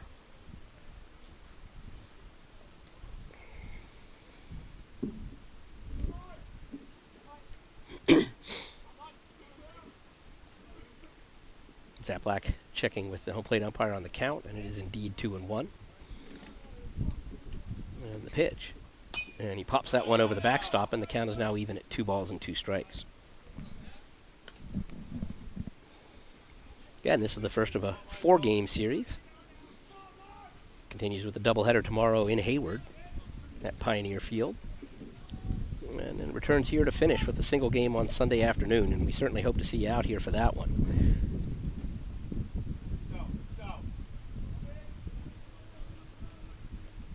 Now the 2-2 pitch.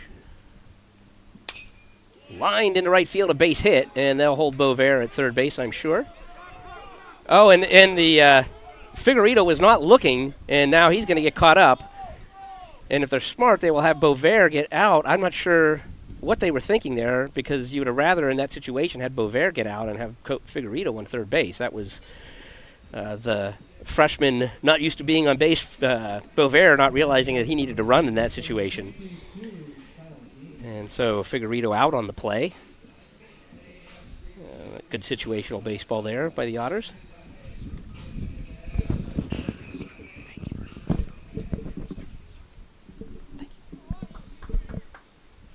So Kyle Dean try to extend things here.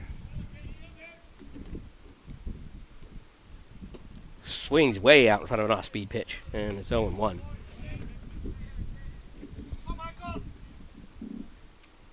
Well, it was a base hit for Zaplak, but didn't turn out the way the Otters wanted it to turn out. Dean 1 for 1 in this game with, or 1 for 2 in this game with 3 walks. And the chest protector of Matt Cantelmi is getting a workout today. Counts even at 1-1. And Dean singled in the first inning, walked and scored in the 4th, flew out in the 5th, walked in the 6th, and walked in the 7th.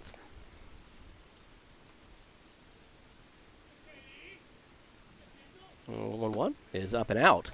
2 balls and 1 strike. Again, Zaplak at first base. Bovair, who also singled in this inning, is at third with 2 outs.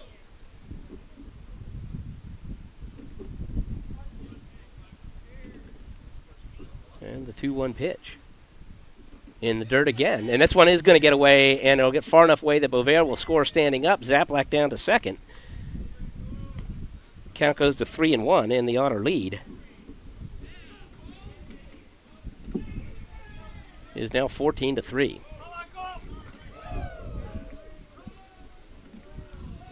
Otter dugout usually very active. They're relatively quiet today. They got up early. That took some of the excitement out of the game. The 3-1 pitch to Dean is hit down the air to left field. It was hit a ton, but way foul.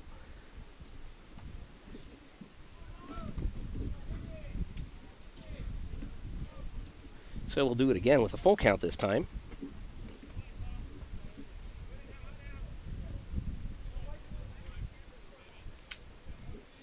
And Dean still at 379. Payoff pitch again, and that is ripped hard, but right at the second baseman Robinson for the third out. But the Otters tack on 2 more, and now lead 14-3 as we head to the 9th inning.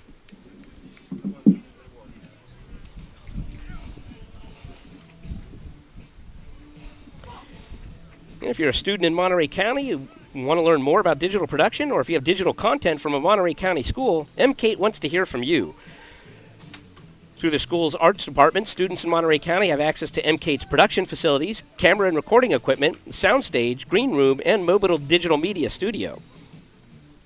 Contact MCAET. Go to mcaet.org. That's www.mcaet.org for more information.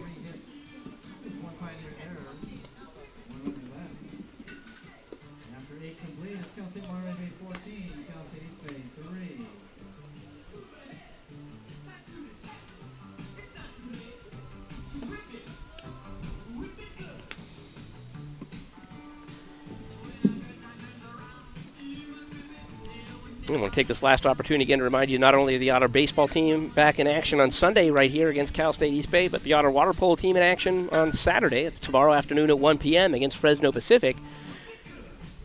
If you haven't had a chance to see NCAA water polo action, you get out and watch. The matches are fast, rarely last an hour, lots of scoring, a lot of fun to watch, and the best part, it's free. Otters and Fresno Pacific first sprint scheduled for 1 p.m. out at the Otter Tank here at the Otter Sports Complex. We hope to see you here tomorrow.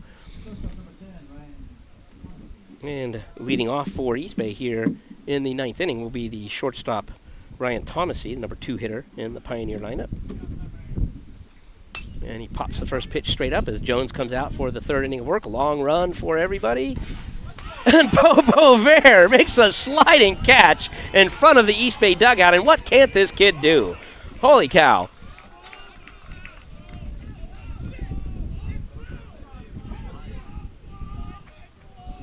Bo Bover, welcome to Otter Baseball. He's first playing time he's ever seen, and he's earning more.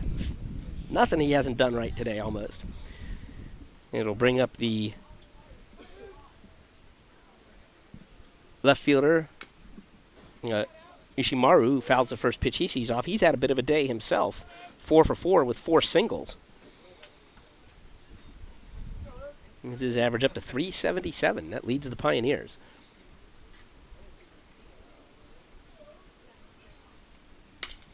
That pitch is hit into left center field. Long run for Kyle Guerra. Makes a nice catch across his body for the second out. So they finally find a way to get Ushimura out. And now last gasp for the Pioneers will be first baseman Omar Sanchez. Sanchez 1 for 4 in this game. A couple of ground outs and a fly out. And he was singled in the 8th inning and then was erased on a fielder's choice. And he takes upstairs maybe a bit outside. And as Jones trying to finish this out with 3 strong innings of relief. Gave up 2 runs in the 7th and then has been lights out since then. 1-0 pitch is grounded right back to Jones. He'll do it himself. And that's the ball game. Your Otters take game 1 of this 4-game series. 14 runs, 15 hits, no errors for the Otters. 3 runs, 13 hits, and 4 errors for East Bay. Otters improved to 12-11 overall and 10-7 in the CCA. East Bay is now 9-13 overall and 6-10 in CCA play. Credit the win to Greg Steinbeck, and he improves to 3-0 on the season with 6 strong innings in the start. Again, I want to thank you for tuning in, spending part of your afternoon with us here on MCAET with Otter Baseball, and we look forward to seeing you out here again on Sunday. Hopefully you can make it out to the game as the Otters and Pioneers will conclude their 4-game series. First pitch scheduled for 1 p.m. If you can't watch Sunday's game, it will not be on MCAET, but it will be streamed live on OtterAthletics.com. But if the weather is anything like today, you'll want to be out here and enjoy all the NCAA baseball action. Once again, final score from today's game, Otters 14, East Bay 3. You've been watching CSU Baseball on MCAETtv Sports.